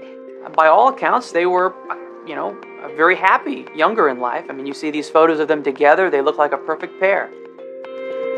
Lanny wasn't an attorney, a practicing attorney, had his law degree, but he made most of his money in real estate. So he was kind of a jet-setting kind of guy, had a father who was a successful businessman who helped him get into the real estate business at a young age, and he learned a tremendous amount about that from his dad.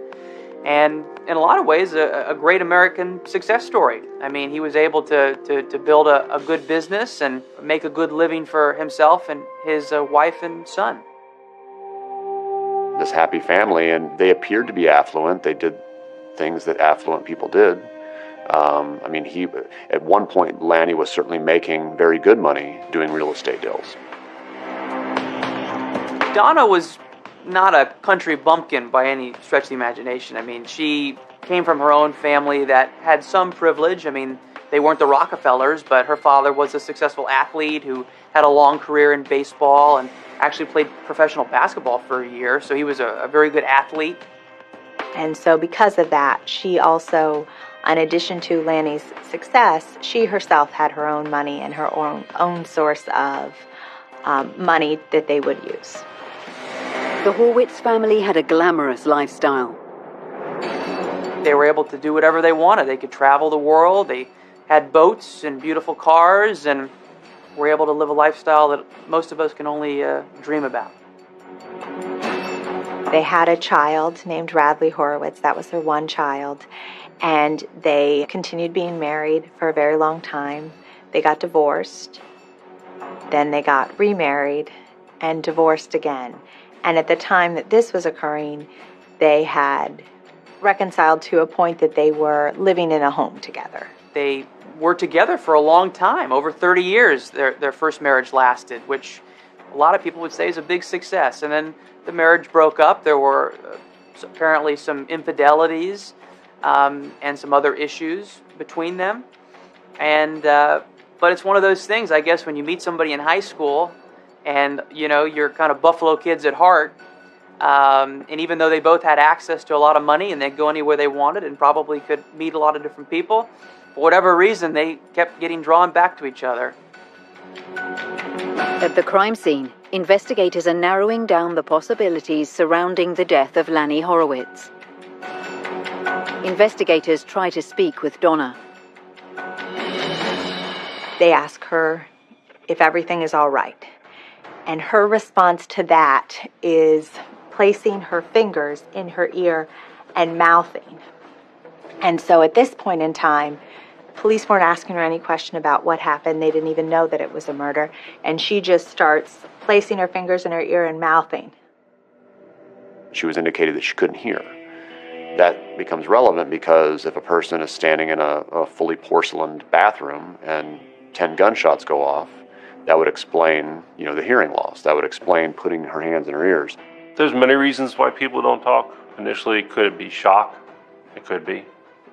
Could be that they have something to hide. Sure. There's many reasons why people don't talk. Lanny and Donna's 37-year-old son, Radley, is more forthcoming with information. We went into my vehicle. Radley absolutely agreed to speak to us on scene. He wanted to give us talk and have his side of what happened that he's telling us. So we go inside my vehicle and we start a recorded interview. Myself, Detective Hozak, and Radley. And he basically gives us a little information about what occurred, what he saw. Radley cooperates with them, explains what he heard and that he was sleeping and he woke up to gunshots and then dry firing, a gun firing without any ammunition in it. He was very familiar with guns, and he said, I didn't fire a gun. And, understandably, in his mind, he has no idea what led to this. Police have immediate reason to suspect Radley as a participant in the death of his father. His relationship with firearms has gone back some years. Bradley used to be in the firearms business. He had some run-in with the federal side of law enforcement, so he was no longer allowed to possess firearms, ammunition, or anything like that. He was charged by the federal government for gun sales, so that he was doing things, selling a gun without the proper procedure, and he was convicted of that. You find a large amount of weaponry and a large amount of ammunition, and certainly, you want to take a look at who may be the owner or who may be the operator of those things. We found a couple large bunker-type Connex bins that were filled with long guns, handguns. There was some ammunition there. In the closet downstairs in the hallway in the back of the closet, there were tens of thousands of rounds of ammunition in the ammunition cases and all that. Which initially, when you're finding all this, the normal person does not have that much ammunition. I'm sure most people driving by these multi-million-dollar homes probably don't assume that it's armed like a fort, a military fort. But in this case, it was. I mean, there were 26 guns in this house, and the family certainly had an interest in weaponry. This is Florida. It is a gun state. So we're never surprised when we find firearms and ammunition in someone's home. In large volumes like that, not quite as normal, but we do find them often down here. He would be someone I would consider to be very knowledgeable about firearms as well. So sometimes people say I heard gunshots and it was just a hammer drill or someone dropped something. In this case, he's saying it's 2 gunshots, so we take that and know that it's more than likely it was 2 gunshots. Radley also tells investigators what he has witnessed. He goes out, he hears his mother screaming, he goes to their bedroom door area, from the living room to their bedroom door, and he can see into the bathroom, he can see his father on the floor, and he then goes and turns the alarm off. It's now clear Radley is unlikely to be in the frame for the murder. The only other person in the house that night was Lanny's wife, Donna.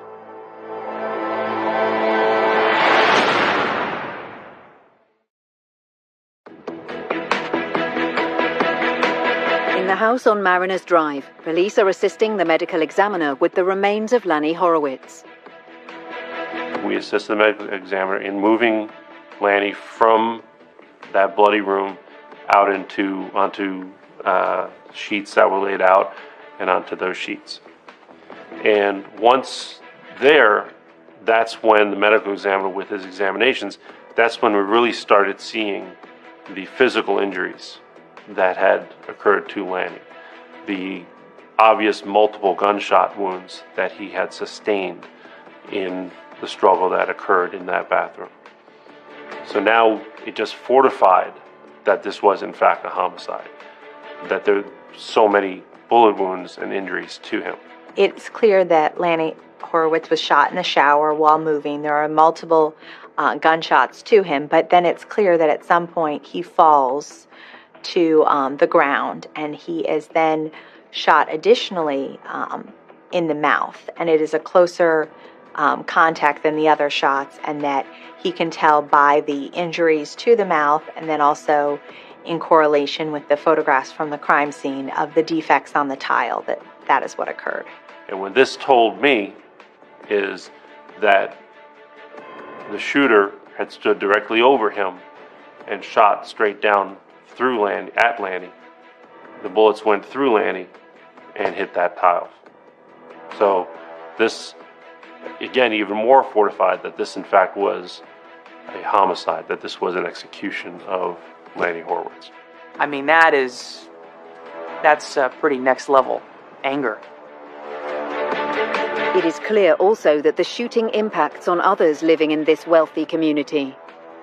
You can only imagine the neighbor's shock. You have to just think about it. I mean, you live in this opulent place, you think you're protected, and then it turns out that you're not. You're not totally safe. It must have been a shattering feeling and recognition for them that anything can happen to anyone at any time. Detectives now quiz Radley again about the circumstances of the incident. When we talk with anyone, we're not just going to say, okay, what happened here? We want a little background. We want to know what the background story is in any situation. And that's what we did in this case. When Radley, he told us about their marriage. They've been married and divorced twice before to each other. Everything appeared okay. He did not think that his father was depressed or suicidal. Dad was in the process of a business deal overseas. That was supposed to be a great deal. So he said he was very surprised, basically, if there was anything that indicated suicide in this case. Radley was very honest about how his parents had a very up and down relationship, that it would be constant, that Lanny would be mean or cruel to Donna Horowitz, and to the point of the fact that Donna really loved Lanny and really wanted him to be nicer, to have the better relationship. That's definitely something that Radley spoke to of or alluded to. But Radley is able to tell police what happened. He gets there and he sees his father on the floor in a pool of blood. He sees the shattered glass. He sees the scene, and he sees his mother, not holding a weapon according to him, but sees his mother, and she's just repeating a phrase, "He's so awful, he's so awful." This is where Radley now is knowing that his mom shot his dad. It appears the argument between Donna and Lanny is over the future of their relationship. Radley told us that he remembers there'd be sort of yelling, loud screaming back and forth between his parents, and believe loud slamming of the doors or some of those things. So, Radley ultimately went to bed and then was woken up by the gunshots, but Radley's account is that it sort of came to a head that night, and that was evidenced by the luggage on the floor, that Lanny was packing his things. He had his to-go bag ready. So in this moment of, okay, we're going out and we're going to have dinner the night before, Radley sort of took it as, okay, maybe mom and dad are going to get back together. Donna certainly took it as, hey, we're going to get back together. But then now the rug gets pulled out from under everybody. 3 pieces of luggage. There was a suitcase and a Louis Vuitton duffel, as well as a Louis Vuitton garment bag. And so it was clear that someone was going on a trip. Those were packed and full of clothing. It appears there have been lots of problems in the house and in the relationship. Police get their hands on Donna's personal journal. What it reveals tells them more about what has been going on in the relationship between herself and Lanny. That was the window to her psyche when we examined it. And once the detectives were able to look through it, you could kind of see that this had been a timeline, some sort of guide as to how her recent relationship with Lanny had progressed, so that the journal first spoke to about the rekindling, that Lanny has asked for us to try again, to give it another shot, and so she seems very excited.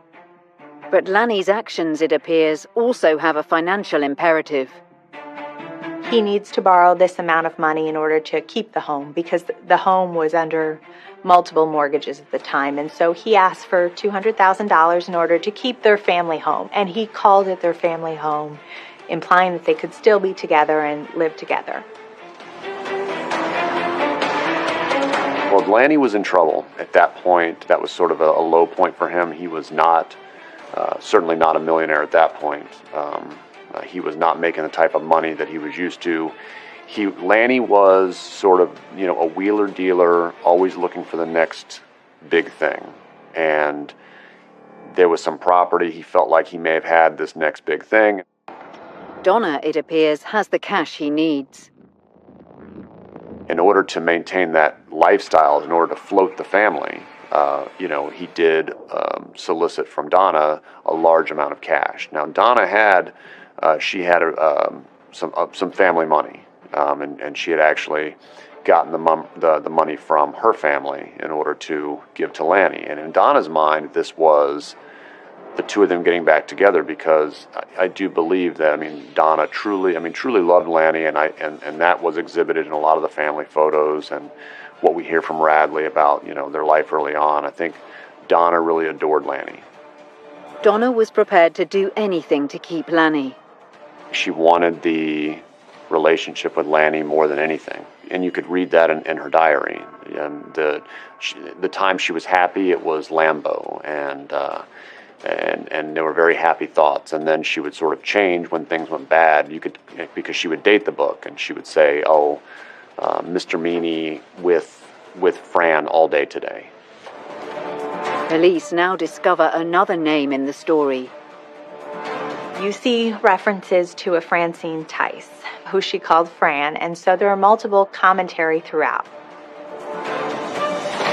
There's one where she details her birthday celebration and then Francine's birthday celebration. Both were on the day planner and both what they did. And so for Donna's birthday, there were hot dogs at the house. And for Francine's birthday, he had taken her to Capitol Grill or another, expensive steakhouse to celebrate her birthday. So even without speaking as to the hatred of Francine, you could see it in how she detailed different activities that they would do. You could see that she was a tortured soul. This man who she really loved and wanted to be with, but when she called him Mr. Meany, we thought that was very impactful, because it's easier to call somebody an a-hole. It's easier to just to call somebody a cheap name, but to call him Mr. Meany, that's a deep cut. That's a wounded individual. That's a tortured individual. But Francine appears to be the main focus of Donna's attacks because of her relationship with Lanny. They've been going out to dinners, They've been seeing a lot of each other, and Donna was expressing anger or jealousy, the fact that he was spending more time with Francine than he was with Donna.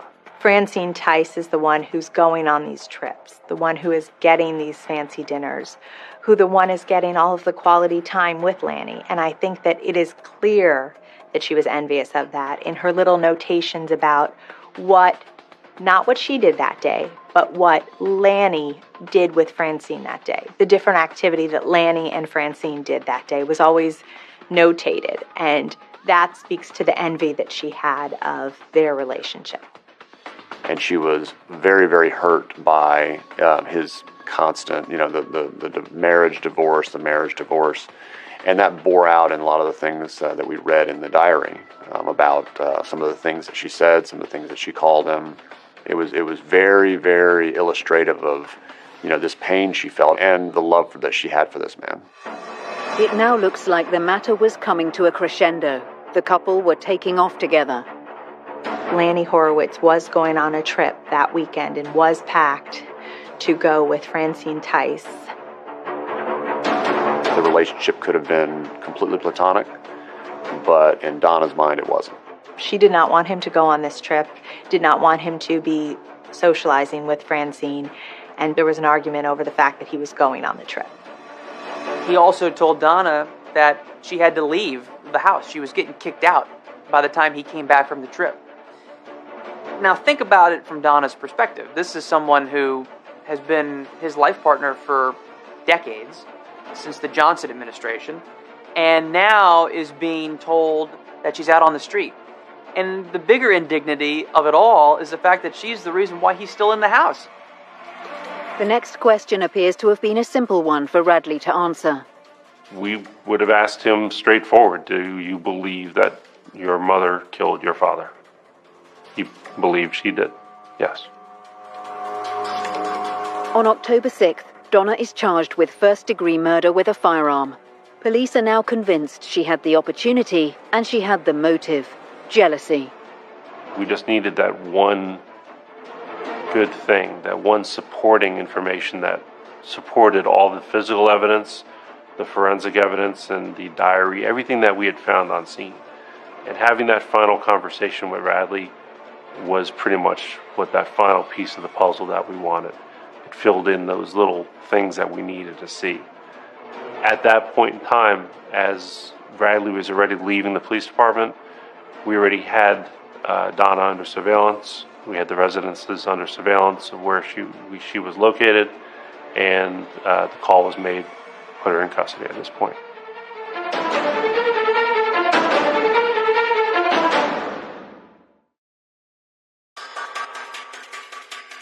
In custody, charged with the murder of her husband, Donna Horowitz has plenty of time to consider her future.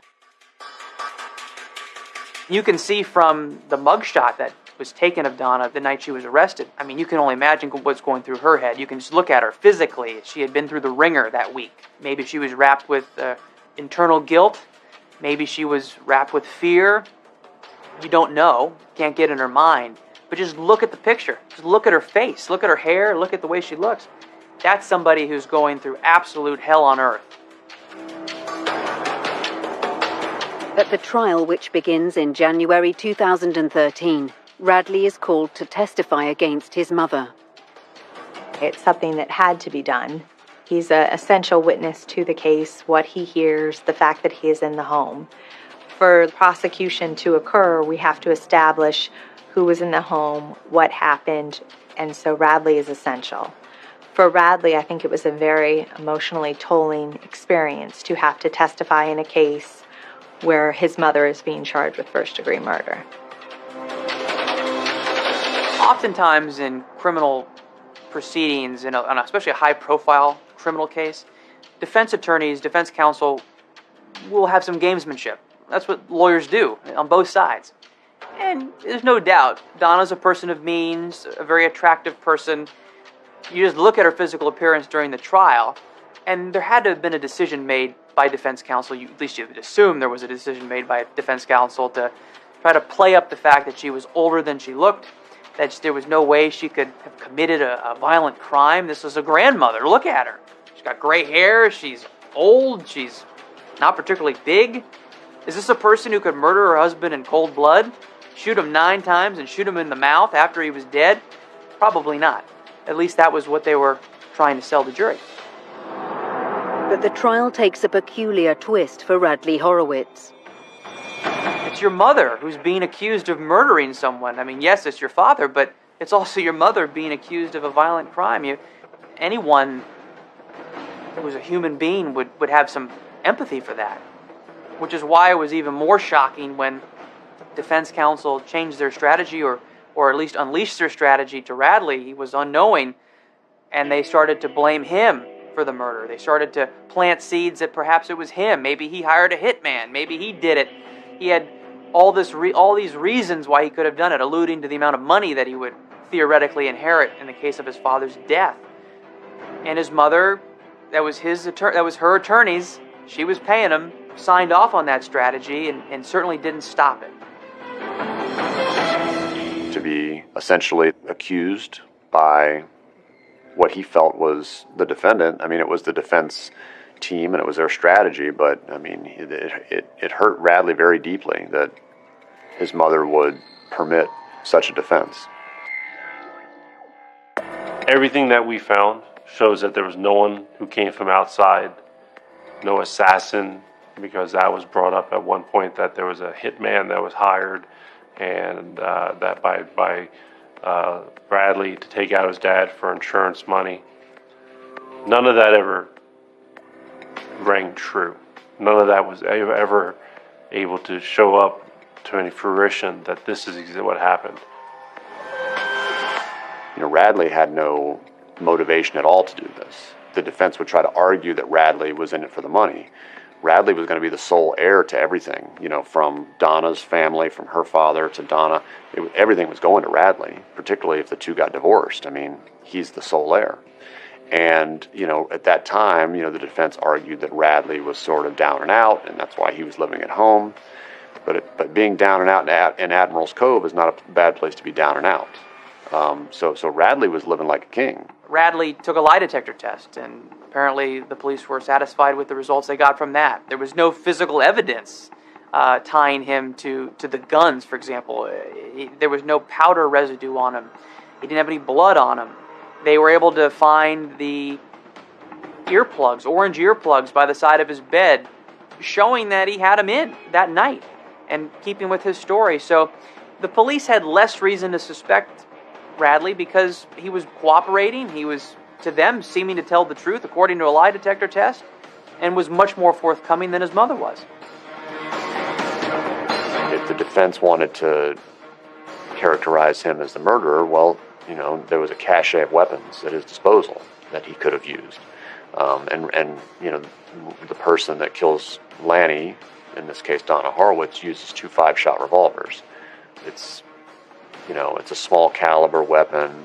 It was a little bit significant because they were his and hers airweight revolvers, so there are some significance behind that. And then the location of the body. I mean, he's shot in the shower. It's the unlikely place for, if Radley was looking to shoot his father, you know, walking in while he's taking a shower with Donna Horowitz laying in the bed right there watching him is really not the ideal situation. So the placement of the body, the location of the crime scene, the fact that 2 5-shot revolvers were used, just it screamed Donna, not Radley. That diary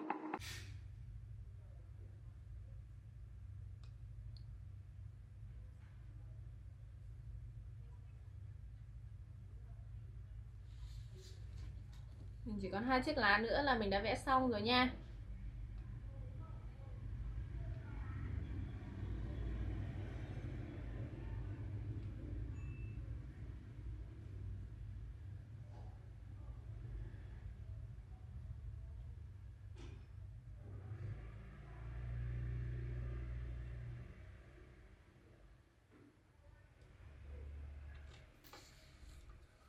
Ở bên này chính là chiếc lá cuối cùng này.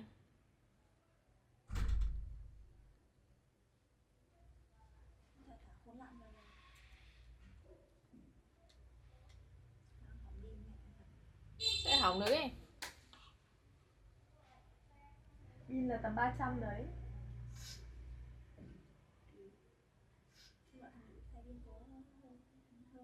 Gọi nó lên Hà Nội thay xem.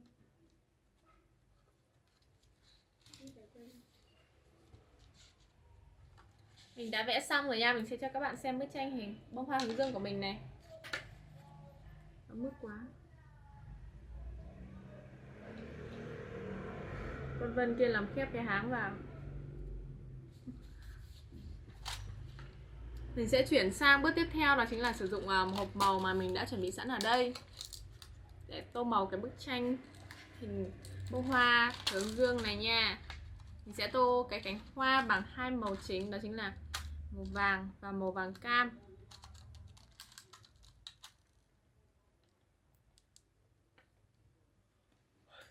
Đầu tiên mình sẽ tô cái lớp hoa đầu tiên bằng màu vàng trước.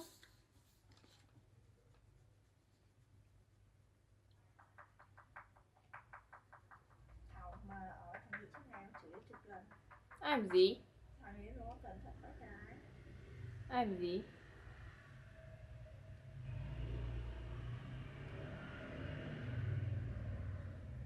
Cẩn thận mà đi chơi với gái để bạn biết. Để Vân biết. Cẩn thận gì? Giấu cho kỹ đi chứ.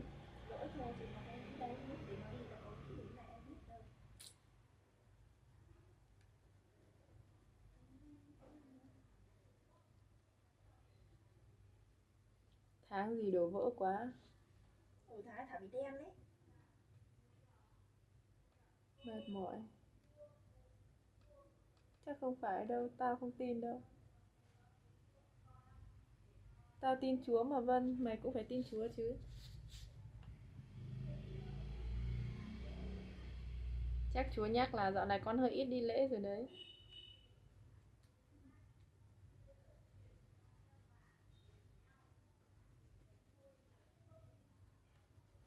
Thôi nha, tao sẽ ngồi im ở nhà nha.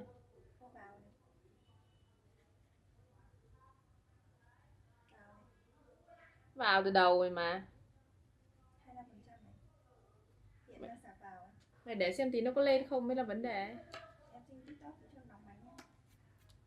Cho ấm hả? Kéo nó nổ vào mặt mày đấy. Nếu nó mà lên thì chơi thì cho nóng ngon. Đốt mẹ bốc hơi nước bên trong. Không phải là nổ vào mặt mày hả?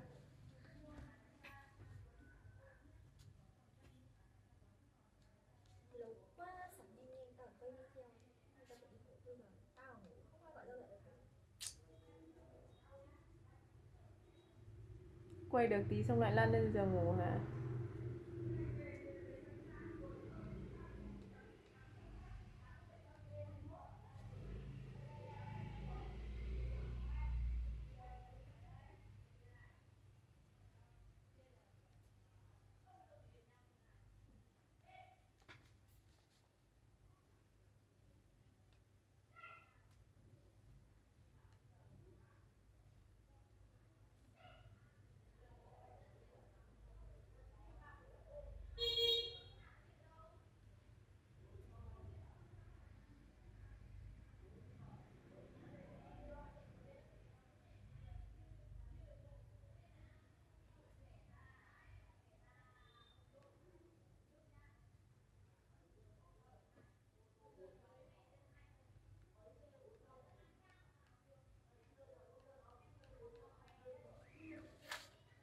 Ổn quá.